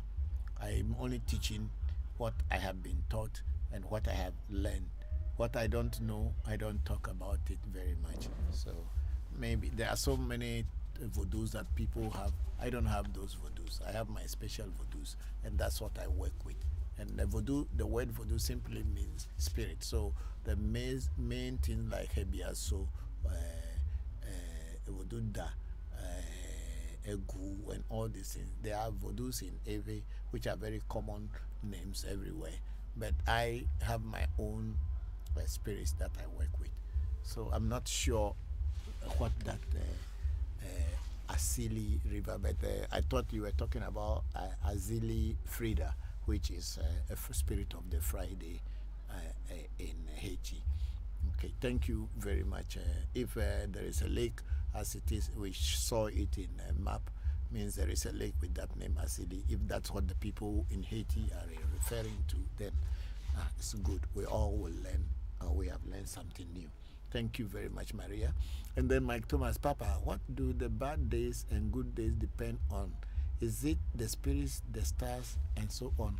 Yeah, earlier I said I don't know what they depend on. It could be on the stars, it could be on the spirits, but what we know is that these days are bad days and we should not do animal sacrifices and do serious spiritual things, and we should not begin anything new on these days, because if you begin things on a new thing, for instance marrying and all this on these days, the marriage is bound to fail. The agreement between the couple is bound to fail if you do certain things on certain days, these bad days. Yeah, but as I said earlier, I only give these days to my students, the people I teach. I'm not spreading it. I teach my people who learn from me. That's why I'm surprised that I couldn't give it to Shamba, who is my student and learn from me, and he's also doing his own spiritual work today in the US, and he learned very well. I thought the time, according to some of the students, the day I was giving them this in Bokor, Shamba was not here, so I have to send it to him. Thank you very much, Mike Thomas. I don't know whether it's depending on the spirits or the stars, but I think it is the spirits. We know the African Vodou, and this, we don't work with stars that very much. It's spirits who tell us this thing is not good, then we follow. We don't work with astrology that very much in our astrology is sunrise, midday, sunset, north, south, east, west. Finish. These are the things that we deal with, the cardinal points, and that's it. So we don't work very much with astrology. Yeah. Thank you. Okay, let's see if there's anybody there again. That's all for this. Thank you all, and let's see if I can pick any question from TikTok or from anyone. Then okay, this place too, we are done. Okay, then we have our big sister Yvonne Akua Mohammed, and saying oh, get it back.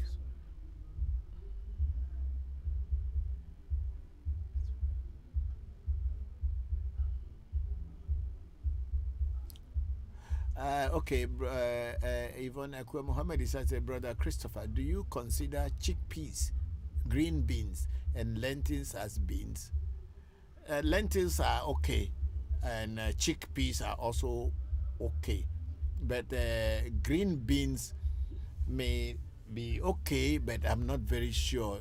People still eat them because when we talk about beans, mostly we are talking about the dry, hard, dried red beans or white beans. That's what we are talking about. So I think chickpeas and lentils are okay. They may not be called beans, yeah. But maybe green beans, as it is, since the name is called green beans, may be considered a bean. But I think people can eat it. It's not that serious like the dry beans, yeah. Because in Afar, the beans has its own story. And when the bean was coming into this world with the corn, they were all supposed to do certain rituals so that whenever they come into this world, they will be free. Because they were told that there are witches and bad spirits in the world. Mind you, don't forget that some of spirits came with creation, and they have been here long before human beings came. Before human beings were developing or evolving from a unicellular amoeba through all this and before becoming a human being. Some spirits or deities have been on this earth. They are the gods of this world. When I say gods of this world, they are the creators of this world. They are not just voodoo or deities, just they were the creators of this world. So they have been here before human beings came. And they are still here. They haven't gone anywhere. So these voodoos have been here. So in the story of the beans and the corn, when they were coming here, they told the corn and the beans that the world is a very serious and dangerous place. So when they are going, they should be prepared so that they can avoid attacks from witches and bad spirits. So when they were coming, the corn was able to do its rituals that was prescribed, but the beans did not. So when they came here into the world, if you look at beanstalk, when the beans start growing, you realize that ants and all these things are always disturbing it even before it will grow. So that's why beans, witches are already on top of beans from the very day it starts growing as a plant. Something that is disturbing. So when you are eating beans, that disturbances will be transferred to you. This is why beans also is advisable not to. It is advisable to avoid eating beans. But if it is peas and chickpeas, I think you are fine. Lentils are fine. And then I think that is finished. Yes, please. Okay. Okay, so we are now about a little bit after 7 p.m. today. I've been here for long, but I thank you all for being part of today's program. I'm going to read some TikTok comments and questions, and then I will close for today.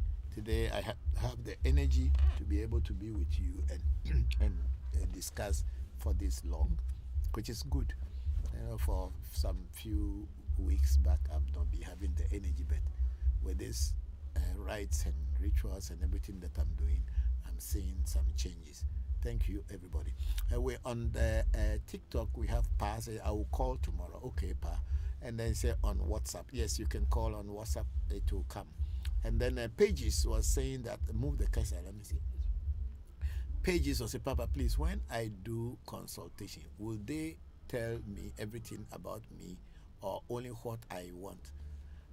Pages, when you do consultation, they cannot tell you everything about you. Consultation will mostly narrow on whatever you want to know. Whatever you speak on your money to know, that's what the spirit world will look for and give you answer. But they may deviate a little bit into some other things that you don't know that is happening around you, and they will tell you some, but they cannot tell you everything about you. But what they will tell you will be good enough for you to start on how to change and work on yourself. Thank you. So, no worry. So we have Adam Lil Wayne. Say, good day, Papa. How can I get into contact with you? Adam Lil Wayne, go onto our profile on Facebook, on TikTok. I think. Yes, please, Papa. It's on TikTok. On Facebook, TikTok, and then Telegram. I will also type it over there. Okay, they are going to type it. We have our contact number, and you will call, and they will attend to you. And if you need to see me personally and do any spiritual consultation, they will let you know how to come. Thank you very much. We have Rosemary at 837 following the host, and then Monku say, hello, spiritual calendar, can I have it too? Please, I'm very interested. Yes, Monku, I understand, but see, personally, I don't give it to other people. I only give it to my students because they are the ones that I am teaching, and I have to teach them all. That's why. I'm sorry, but let's see. I will find out from my consultation, and if they say I should give it to you, I will. Thank you. We are done. Okay, we have a Monku. It's interest. You have interest, yes. Okay, no problem. And then we have our sister Luna Nicole. Say, as always, Papa, I appreciate your teaching. Thank you very much, my sister. And I also appreciate your presence all the time. And I'm very grateful. The Hustle Life follow the host. And Luna Nicole say, thank you for sharing your teachings and time with us. I'm also very grateful to all of you for wasting and spending your time with me here. I'm grateful. Then we have Stella from Tanzania sharing the live, and then Valentino saying, Papa, can you save me from prison? Valentino, if you are currently in prison and you want to find out whether there's anything that can be done for you to get out of prison, the first and foremost thing you should do is to do a consultation to find out if it is possible to get out of prison. And if the consultation is done and the consultation says yes, there are ways that you can get out of prison, then the consultation or the spirit world will prescribe the necessary rituals that you would need. And when those rituals are done, yes, it is very highly possible that you will get out of prison. We have seen many people getting out of even serious situations, but it is depending on the reading. So you see, when you don't do a consultation, we can do anything for you, and if that thing will work, we may know so many things to do, but whether that thing will work for you or may not work for you, we cannot tell. That's why we are always advising people that when you want something, do a consultation and find out what to do. Or the spirit world should prescribe or give us directions on what to do, so that when we follow the direction of the spirit world, we will get there. Because at the end of the day, the spirits are the ones going to do the work, not we as physical beings. We cannot come there, open the door, and take you out. But when they do the rituals that the spirits may detail or describe to us or direct us to do, when we do it, it empowers the spirits to know what to do to make the people who are in charge of your case, or people who may be the ones who can help you to get out of there, and work with them, and then with them you can get out. That's how spirit works. Spirits are not physical human beings, and we physical human beings are not spirits. So we work in collaboration. That's why I say at our shrine we don't worship anything. We work as partners. We do the physical aspect, and the spirits also do the spiritual aspect. That's the way African magic operates. We have no power. Our power is to be able to listen to the spirit well and follow the direction. That's what our power is. Okay, we have Sister Sia Ray say, Sia Ray shared the live video. Thank you very much. And then Valentino, I was saying, Papa reply. It said again, Valentino say, Papa, please reply, please, which I have. And then Valentino say, me, I am Valentino, yes. And Valentino say, Papa. And then again, Papa, please move it up. Let's see.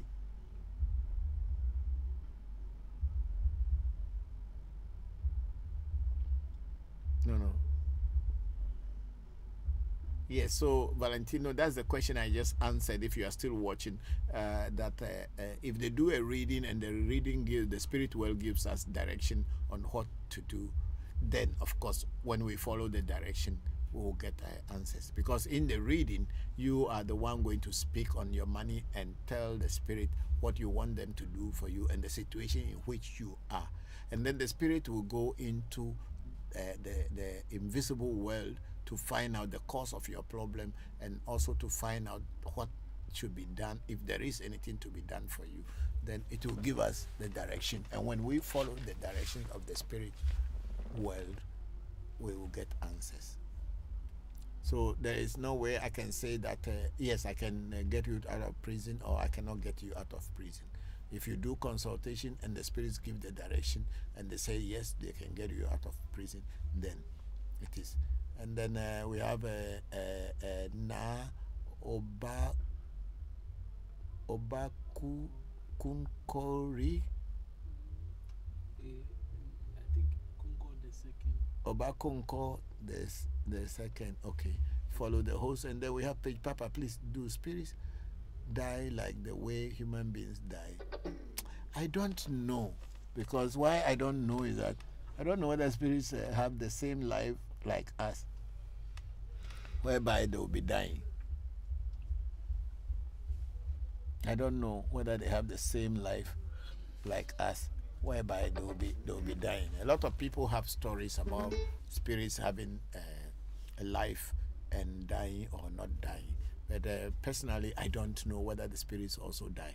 It's only when we were dealing with dwarfs who they said that they also die and all this. But we finally found out that those dwarfs were all charlatans, people hiding inside curtains, deceiving people and calling themselves dwarfs. So it is like that. But whether spirits die or they don't die, I don't know. Maybe I will do a consultation and find out from the spirits I work with whether they die, because like my deity spirit, he said he has been here long before human beings came, and he's still here and still working. So if spirits die, why he didn't die long time? Yeah, I cannot. Yeah, because he said he has been here before human beings came, before all the bad spirits even came into this world. He had been here, and until today, if the presence of human beings on this planet has been how many millions of years already, or thousands of years, and it is still here, I don't know when it will die. Spirits may decide to leave and move away from you, but from my understanding, I don't think spirits die, because even the human being dies, the human soul doesn't die. So how come spirits will die? Anyway. Okay, let's see. There's a very serious question here. Valentino said, I did not go yet in prison, Papa. Okay, so if you don't go to prison yet, then it is very good for you that you should quickly do consultation to find out what is happening to you and what you can do to overcome it. I think I saw Lizzie Ashokai somewhere inside, but I can't know. It didn't come again. No, long time. It passed by. She either joined or made a comment. I don't know, but I saw it as a flash. Okay. Anyway, so if you want to know what to do to avoid going to prison, then it is advisable that you try to do a consultation, and then we will follow the spirit guide and the direction to see what to do, so that you prevent you from ending up in jail. Thank you. And then Big Sister Oluchi also won case a great thank you, Papa, for today teaching with move teaching with peace and love. Thank you very much, big sister. Then CRA also is thanking us, and Valentino is saying thank you, Papa. And Paige is Papa, please do you do protection for people after consultation? Yes, if we do consultation for you and you ask for protection, we will ask the spirit world which kind of protection is good for you, and we will do that protection for you if it is within our shrine. If it is not within our shrine, we will ask the spirit world where should we go and get your type of consultation. But most of the time we have a lot of spiritual protection here. Different spirits have their own kind of protection. Thank you. And then we have a Na Obakun called the second stroke A. Say, Papa, please, I need protection for my kids. Okay, please do consultation and let's see what it is. Call the number and then book an appointment so that we can see what we can do for you and your kids. Thank you. Then we have Aite joining the I think that's the last one. Yes, please. Okay. Thank you all very much for today. I've been here now. It's 7:22 p.m. It's quite a long journey, and I'm very grateful that you all had been here throughout. And then Valentino is saying, Papa, it's urgent. Can I pay you half for consultation, and then in about 1 week I pay the rest? Yes, no problem. You can, because of the urgency of the situation. We will attend to you. Okay? Then Pages was saying, thank you very much. Thank you all. And then Chris Wallace joined there. It's a user 7476 1899 60001 also joined. Thank you all for being with me until this hour. I'm very grateful to all of you. And God willing, we will meet again next Sunday. I'm very grateful to all of you. And Saeed Marvelous also joins. Senator joined. Now people are joining. Now that we are closing, a lot of people are joining it. So please, next week from the 2 p.m. We will be live. We'll be playing videos of events and things that we have done. And then from 3 p.m. onwards, 3:30 p.m., I sit down live and I start working. I start answering your questions. So those of you who came in late, please join us early next week, Sunday, same time from 2 p.m. until 6 p.m. Today we have gone overboard. We are 7:24 going to 7:30. But it's all good because I haven't been here last week. So thank you all. And Valentino is said, thank you, Papa. I will contact you on WhatsApp. And then Aite say we are late today. And Samuel has joined. And thank you all, everybody. We are very grateful to you. I'll just pour libation and pray for all of us. And then until next week we meet. Oh, I go. Talk with my mom. Me dakpe. Egbeto ejeji. Mi wado. Mi fianu. Mi sronu. Mi awele doji. Me yo akayin do gbere dakpe. Yo talk with jopata me dakpe. Me yo afana go no yo afagbo majezo. Pe to me so le me dakpa vidi.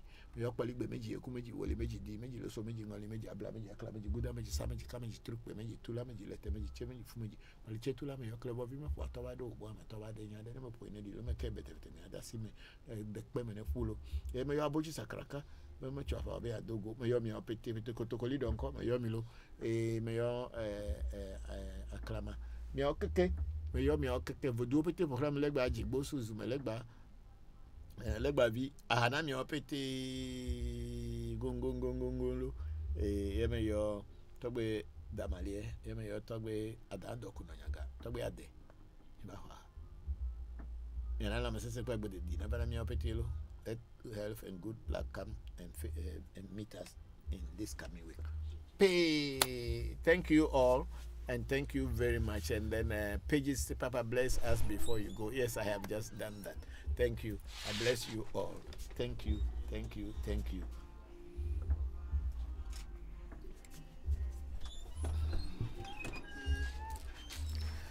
Wow, this thing has been disturbing today, pa.